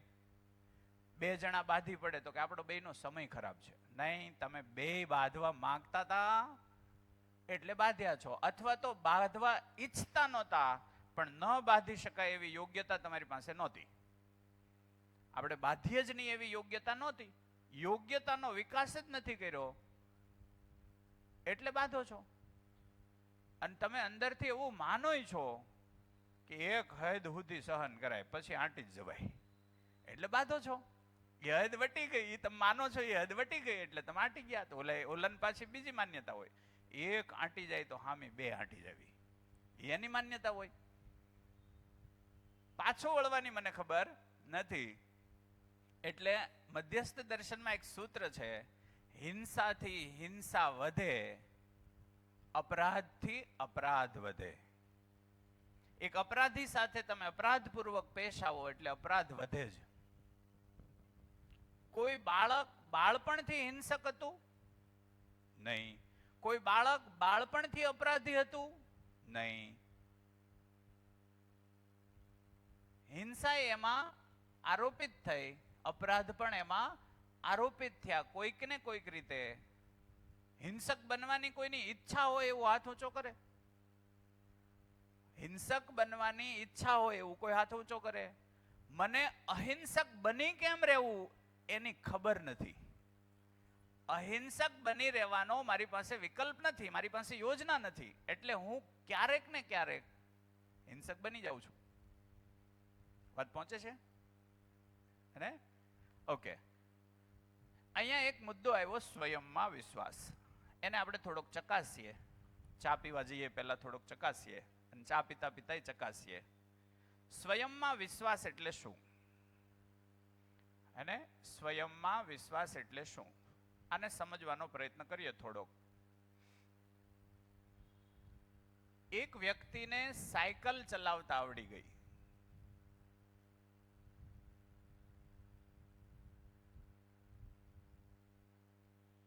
તો સાયકલ ચલાવવાનો વિશ્વાસ હોય ત્યારે સાયકલ આવડે કે નહીં?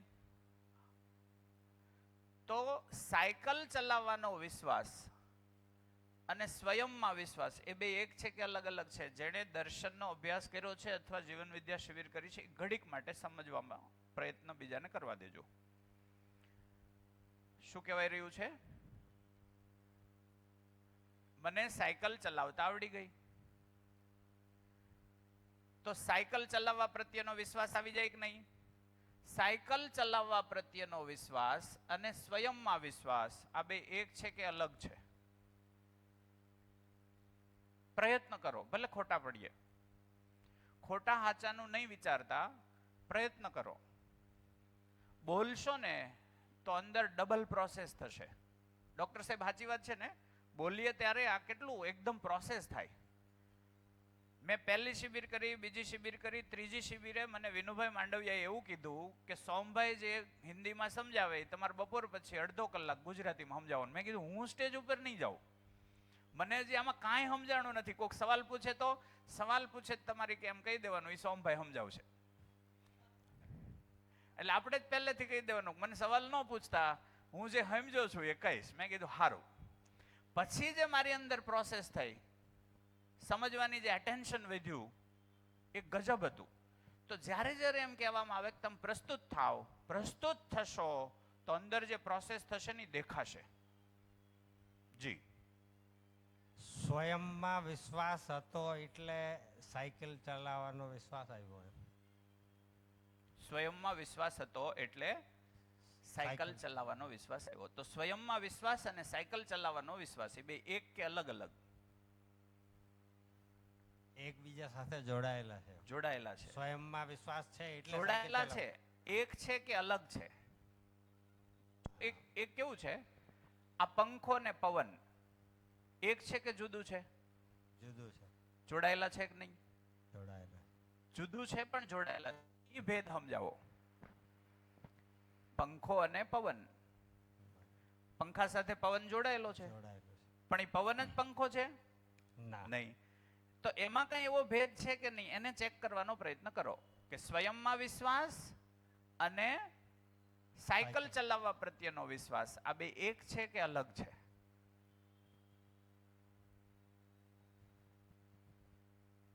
સ્વયંમાં વિશ્વાસ હોય જ છે, પણ એ સાયકલ ચલાવવા માટે નથી હોતો. તો પ્રેક્ટિસ કરતા કરતા એ વિશ્વાસને મજબૂત થાય એટલે સાયકલ ચલાવવાની આવડત આવી જાય. તો સાયકલ ચલાવતા આવડી ગયું હા, એટલે સ્વયંમાં વિશ્વાસ આવી ગયો ને. સ્વયંમાં વિશ્વાસ સાયકલ ચલાવવાનો નહોતો, એ કરતા ગયા એટલે વિશ્વાસ બનતો ગયો કે ના મને પણ સાયકલ આવડે છે એમ. ઓકે, તો જિંદગીનો વિશ્વાસ આવી ગયો. સ્વયંમાં વિશ્વાસ આવી ગયો કે હજી બાકી રહેશે? કઈ વસ્તુ મતલબ શેના મારો માટે? પ્રશ્ન કોણ સમજાવશે? મારો પ્રશ્ન કોણ, જવાબ નહીં, પ્રશ્ન કોણ સમજાવશે હું શું કહેવા માંગુ છું?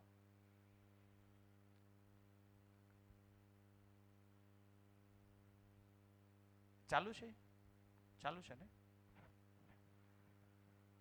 ચાલુ કરી દો ને કોઈ, એકદમ ઉપર કરો.